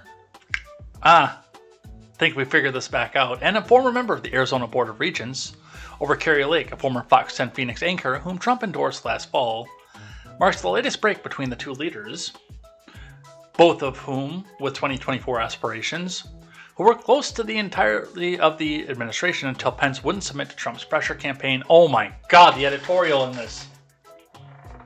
Ugh! Let's see. Do we have a location on where they are, an indication on where the rallies are?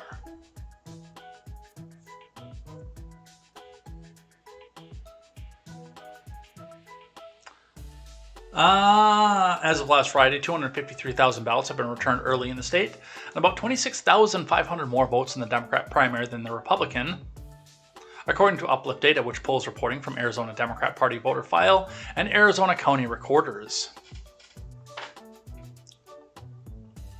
But no information on where these rallies are, so we'll see what happens there. On the other side of the aisle, from the Daily Wire, top Democrat dips into her own retirement fund in a bid to keep her seat, according to a report from John Rigolizzo. Democratic New York Congresswoman Carolyn Maloney is dipping into her retirement fund in order to keep her seat, according to a new report.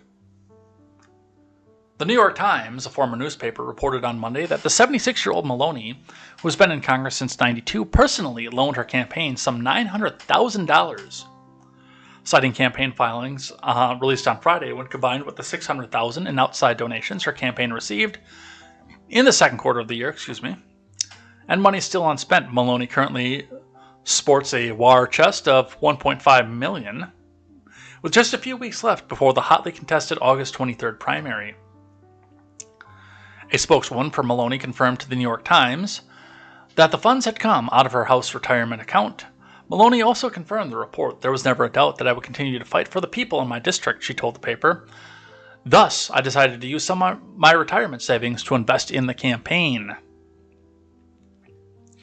Maloney is in a heated contest for the newly redrawn 12th district with fellow Democrat Gerald Nadler. Maloney and Nadler previously served in neighboring districts in Manhattan, but congressional redistricting maps redrawn by court-appointed special master put the two colleagues in the same district, setting up a battle for the seat. Both Maloney and Nadler are powerful members of the House Progressive Caucus, and both are chairs on influential committees in the House of Representatives. Maloney currently sits as the chairwoman of the House Oversight and Government Reform Committee, and yet we have no other oversight or reform, while Nadler chairs the Judiciary Committee. For his part, Nadler's financial disclosures show that he received $500,000 in donations in the second quarter, but did not give himself any loans, leaving him with about $1.2 million in cash on hand. Well, when two powerful Democrats fight, everybody loses.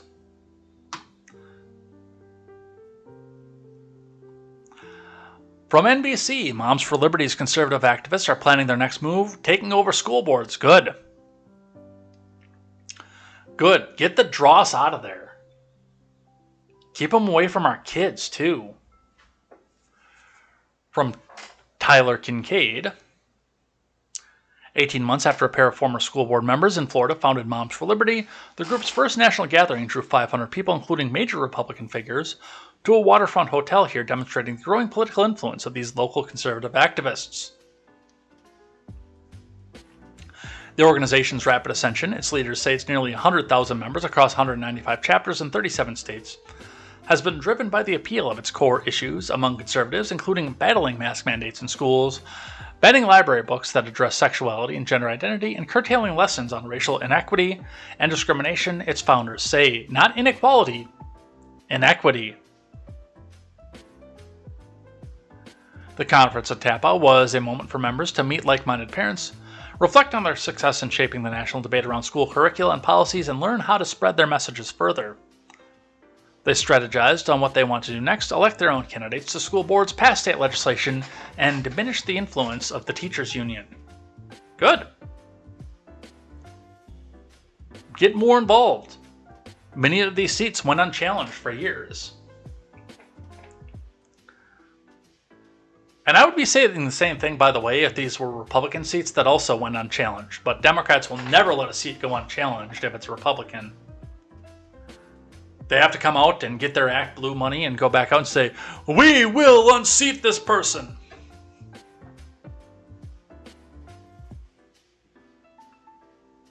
But good. Absolutely good. Go flip more local seats. Do it more on a local level than on the federal level. I know we talk a lot about federal level politics around here, but your local level is going to be where your change is made. But I also know that I'm speaking to a national audience, which is why we talk more on the national politics. From the Daily Wire, Democrats target crypto companies because their carbon footprints are too big. From Ben Seesloft, yeah, you knew this was coming at some point, because they've already talked about this. Dems on Monday urged a probe of cryptocurrency companies' mining activities and their impact on climate change, because of course they did. Because crypto is something they can't control.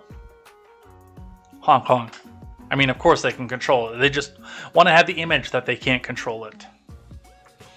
Cryptos are mined as computers operate proof-of-work algorithms that solve complicated mathematical problems, thereby earning new tokens, according to the letter signed by Warren and Tlaib and other lawmakers. The amount of power used to procure the coins now rivals the total annual energy usage of countries like Norway or Sweden, and may surpass the reductions in greenhouse gas emissions ascribed to electric cars. The letter urges Energy Secretary Jennifer Granholm, Environmental Protection Agency Administrator Michael Regan, to require emissions and energy use reporting by crypto miners. Are you kidding? What emissions do you think that they're putting off? It's whatever comes out of whatever power plant that you have. Now, it has been urged, and it looks like Rio de Janeiro using crypto as its official currency, mining it with geothermal powers there, but you've got your hydroelectric. It's not all coal. But with this being said, what are the emissions levels if this is the route you're going to go down for charging your Tesla, for running the lights in your government building, for converting all of these major fleets over to electric.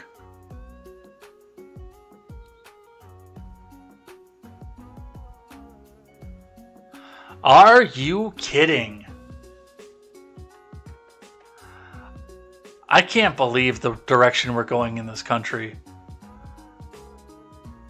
It is clearly not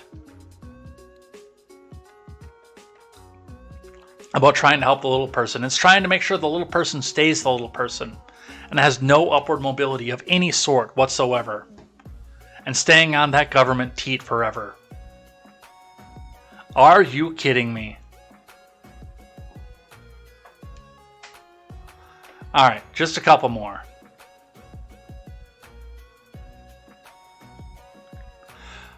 From Newsweek. Couple claims Walgreens cashier refused to sell condoms because of his faith. Now, before I go into this, and we'll read this, I will give you, because I look at this from two different angles. Now, from my faith-based angle, from my pro-life angle, I say, based. But from a realistic angle, which is the side of me that likes money, which is why I ask you guys, by the way, to throw the lemons and hit the subscribe button over on the Twitch side, whether it just be your Prime subscription or whether you do throw to a tier 1 or a tier 2 out there. And why I made emotes for you guys to use over there if you did choose to pay money to me. From a strictly business side, I say, okay, if your faith won't allow you to sell the things that my customer wants that I stock in my store, and if I had an opposition, by the way, to stocking these things in my store, that I wouldn't put them on the shelf, then you don't need a job. I would fire this clerk if, for whatever reason, it came out to me, and I would do an investigation before I did, but if it came out to me that, yes, this clerk was doing this, you're done. You're gone. End of story. From Khalida Raymond.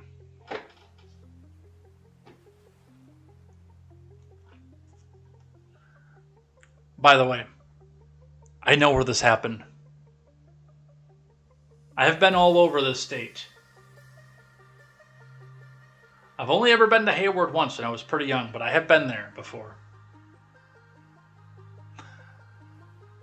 A Wisconsin couple said a Walgreens cashier refused to sell them condoms and cited his faith as the reason why.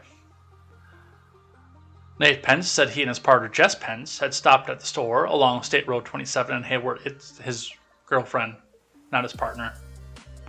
In Hayward to buy some condoms after leaving her birth control at home. As Jess was checking out, cashier John told her he couldn't sell her the condoms. Pence wrote on a Twitter thread on Sunday that has since gone viral. Oh, I got them from over there, Jess told the cashier, according to Pence.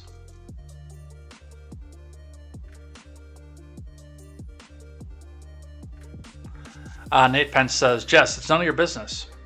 I can get a manager here. Do you want me to finish checking out these things? Jess, not from you. Pence wrote, the cashier responded, we can sell the condoms, but I won't because of my faith. You're gone. You're done. When Jess told the cashier it was none of your business, Pence said he offered to bring a manager over and asked if she wanted him to finish checking out other items. Thanks for the great customer experience, Walgreens, Pence wrote in another tweet alongside a screenshot of a complaint submitted to Walgreens. The cashier refused to sell me condoms because of his faith. He proceeded to embarrass me in front of other customers for my reproductive choices, the complaint said. Walgreens responded to Pence's initial tweet, writing, thank you for reaching out to us, Nate. I'm truly sorry for the difficulty you experienced during this recent visit to Walgreens. I've shared your concerns with leadership. Newsweek reached out to both Pence and Walgreens for further comment. The cashier's behavior was slammed by users on Twitter and Reddit, where it amassed over 1,000 comments, and a user posted Pence's initial tweet with the title, Can't get birth control, can't get an abortion. Yeah, no, this would not fly with me in my store if I was a manager of a Walgreens. And if there was some sort of objection to me selling condoms in a Walgreens, then I wouldn't be managing a Walgreens.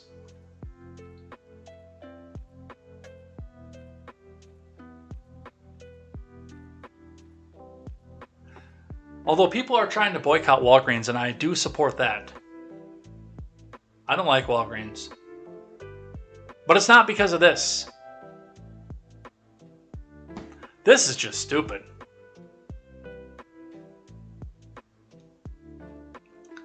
I mean, again, on the procreative side and the pro-life side, I think it's based. But I understand that the big part of this is it is the profit margin for Walgreens, the manager, and everybody else. And no, I couldn't. I would not keep this guy in the payroll if he did this. End of story.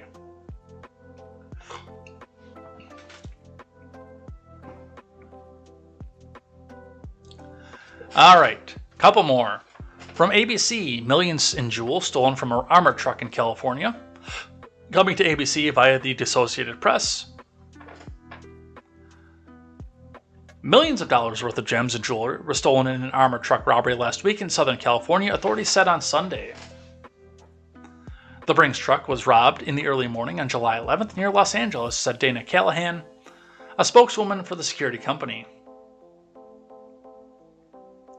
The merchandise had been loaded into the truck on July 10th following an exhibit hosted by the International Gem and Jewelry Show in San Mateo, south of San Fran, said Brandy Swanson, the group's director.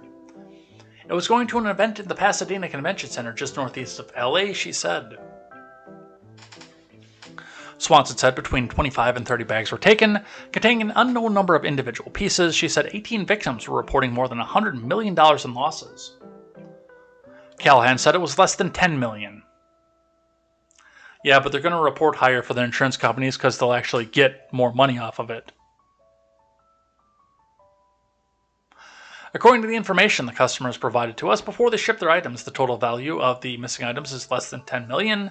Brinks said in a statement, "We are working with law enforcement and we will fully reimburse our customers for the value of their assets that were stolen in accordance with the terms of our contract."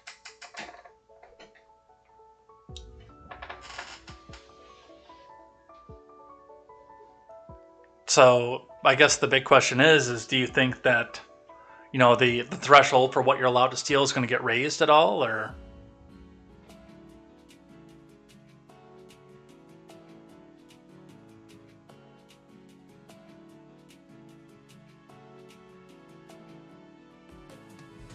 I don't know. All right. And our last story today, in what is just tremendously stupid. Prosecutors. Trump supporter staged 2020 arson he blamed on BLM/Antifa.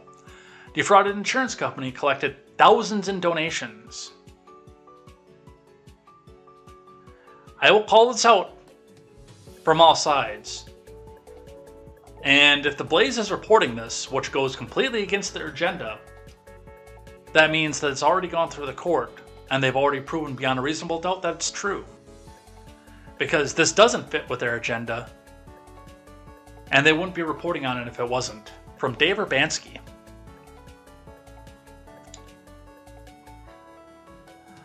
Prosecutors said a supporter of then-President Trump staged a 2020 arson on his home in Brooklyn Center, Minnesota, which he blamed on BLM/Antifa, and afterward defrauded his insurance company and collected thousands in donations.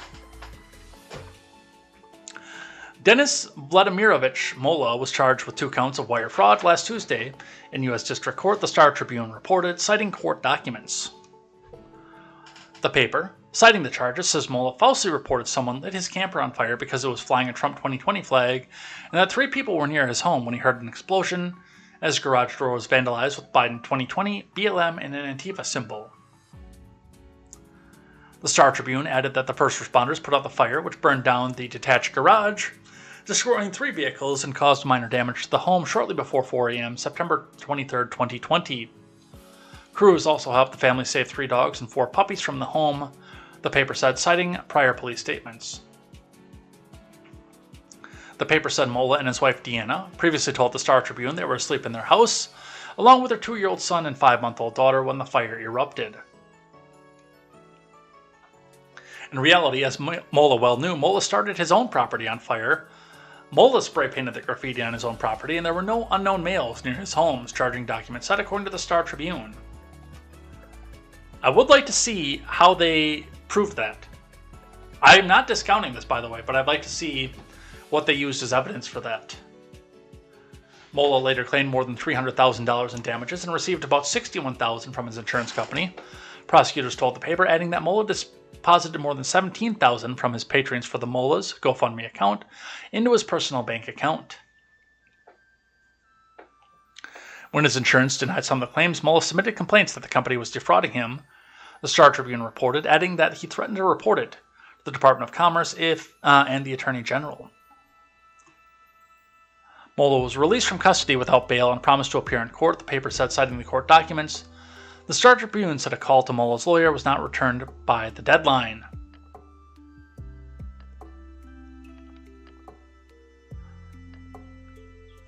Let's see. The suspects saw that we have a jungle gym and toys in the backyard. She added to put our babies in harm's way because you don't agree with our politics.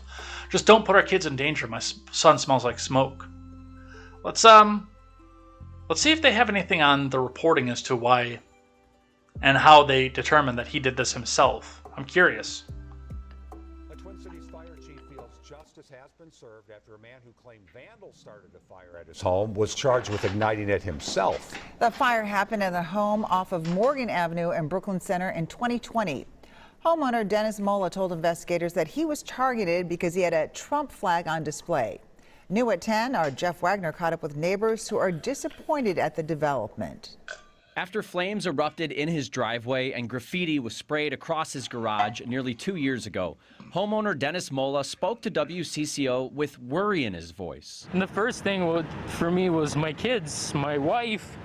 What's going on? It just shocked me. This kind of stuff should not happen. Mola claims he was targeted. Investigators agreed that it was arson, just not who Mola says did it. Things didn't add up right from the get-go.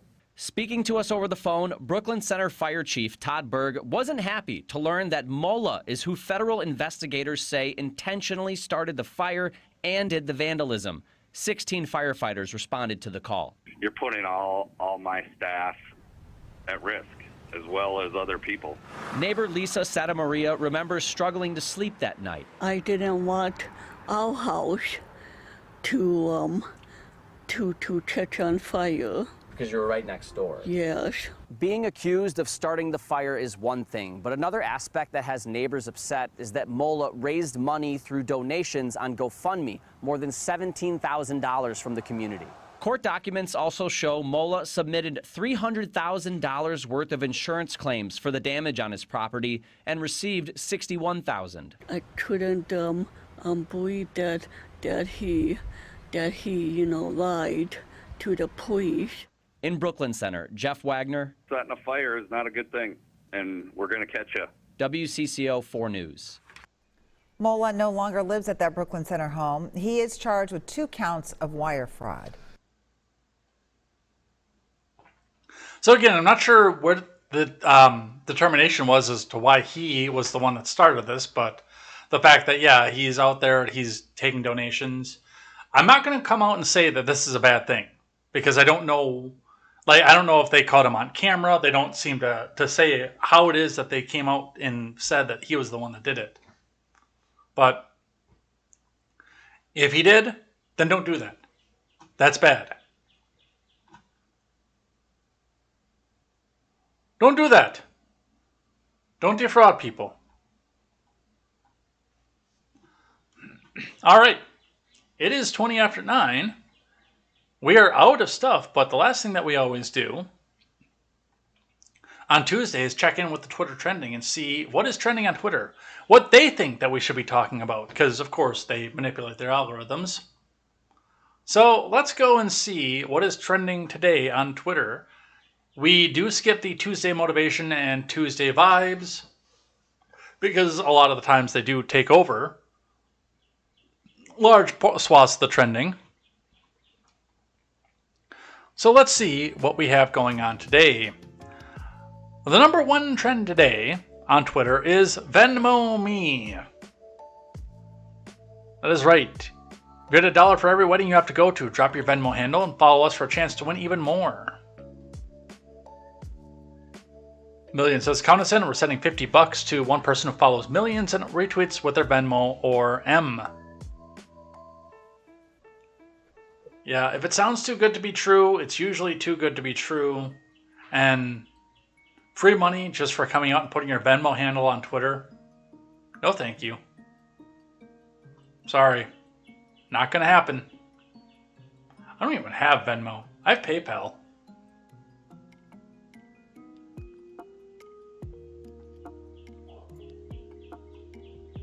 All right.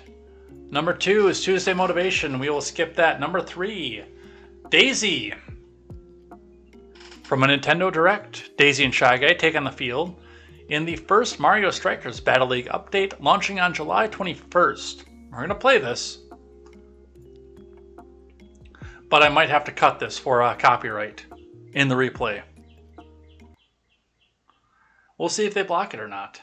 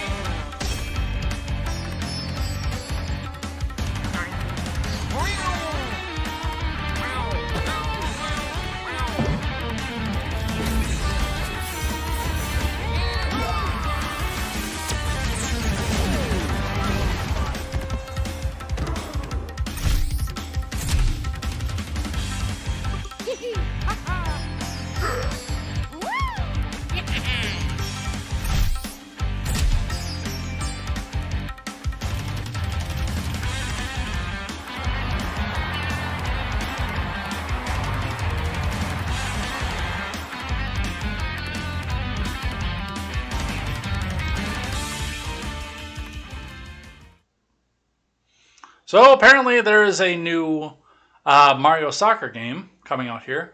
Oh, 18 Republicans is trending over here, which means that they probably voted against something that we want them to do. They voted against socialism again.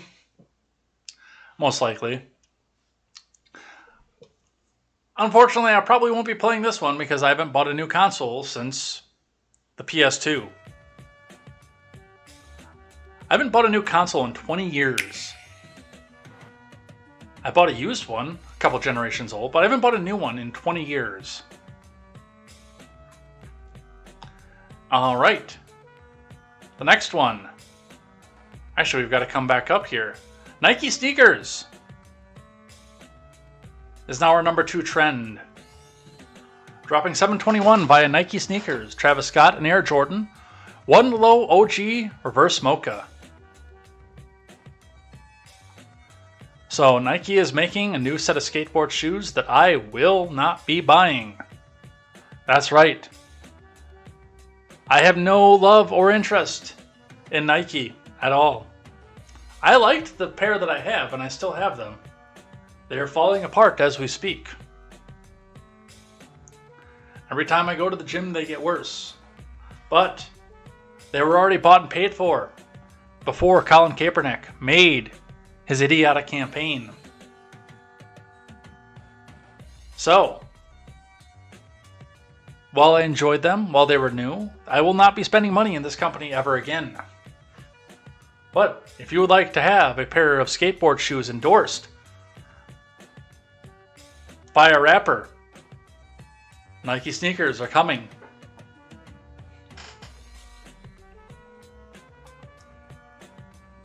That's 3. Bryce Young. Kind of curious what this 18 Republicans trend is. So let's get the last one, then we'll do a bonus one, and I want to see what this is. I have 2 players that have made such a significant impact on our team as those 2 guys. I don't recall ever having circumstances like that. Nick Saban speaks highly of Bryce Young and Will Anderson. Of Alabama football, Crimson Tide.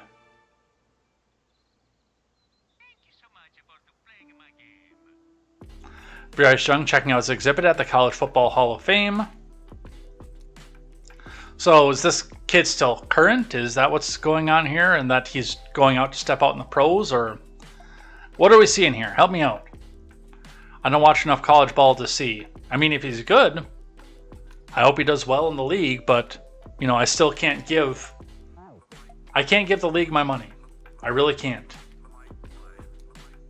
I don't need to have my non-political time infused with politics, and that's exactly what they did, so...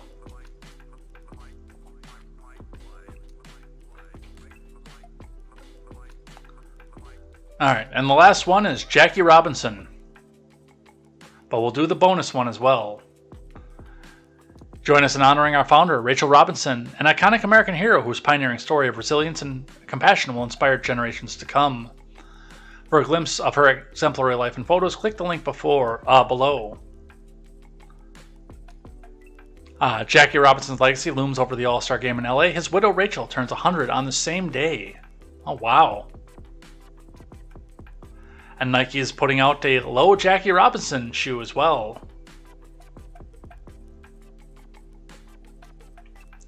So congratulations on reaching 100 years, Jackie Robinson. Or I'm sorry, Rachel Robinson, not Jackie. The epitome of style and grace who endured so much as her husband, broke the color barrier in MLB. Today, let us honor this phenomenal woman. Thank you, Mrs. Robinson.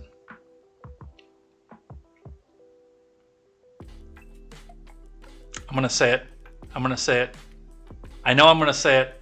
Everybody knows I'm going to say it. Here's to you, Mrs. Robinson. I said it. I knew I was going to say it too.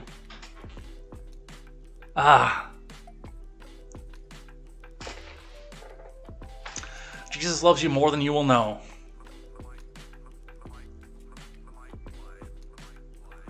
But congratulations on reaching 100 years. Absolutely. All right, let's see what 18 Republicans did that so many people are so mad about. 18 Republicans, including Marjorie Taylor Greene, Matt Gaetz, and Lauren Boebert, voted against Sweden and Finland joining NATO. These are Putin's partners and sycophants in America. House 394 to 18 vote, expressing support for Finland and Sweden's applications to join NATO. All 18 no votes came from the Republicans. So, now I have a question.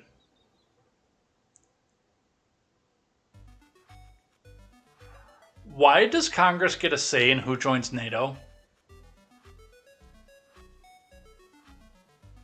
Why will they legislate for that, but not for abortion rights or gay marriage? Why is this a thing? Why are we talking about this? I would need to go back and go see what the NATO Charter says on how they determine who comes in and who doesn't, but I don't understand why. And why we're not sitting here talking about the no votes either, but why is Congress doing this? I understand that we're a member state. I understand we're the primary member state of NATO. But I believe, as diplomatic, doesn't that go through the executive branch?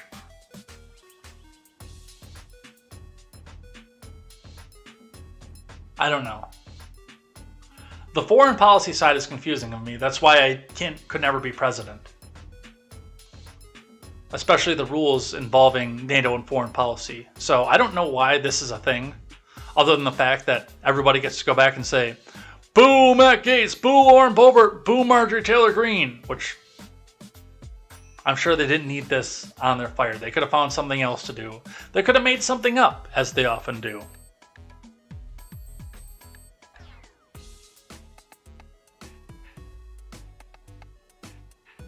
All right, and we're done.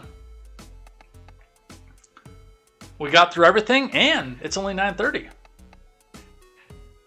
Wow, I don't know what's happening here, but I got started a little bit early too. So, and I actually got up this morning too, and we did have a light news day as well. So,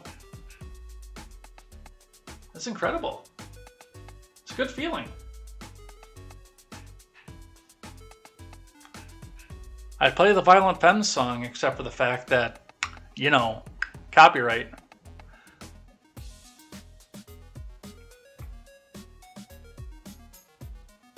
Where's my outro music?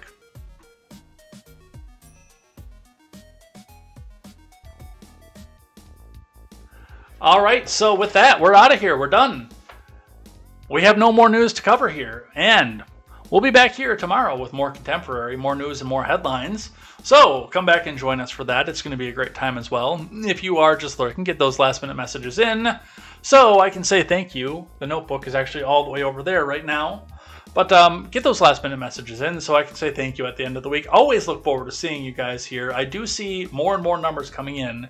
So those of you who are telling a friend or telling more friends to come in and join the show, thank you so much for that. I do understand that some of you are driving, some of you are new to the live streaming circuit. So definitely, if you find a way to come back and comment, absolutely do so. Otherwise, we will be back here tomorrow for more news and more headlines. If you are new here, consider checking out the Twitch, twitch.tv/JEdgar101, where if you follow, you get a new slate of emotes that I just finished up yesterday. And if you pay, you get another new set of emotes. And we will have new slates of emotes for even bigger payments as well. So if you guys are interested in that, go ahead and join that. Otherwise, come back here and join tomorrow for more news, more headlines. We will see what happens throughout the day. Looking forward to seeing you guys here bright and early tomorrow morning for more contemporary. And until then, I'm Jay Edgar. And this is Contemporary. Take care.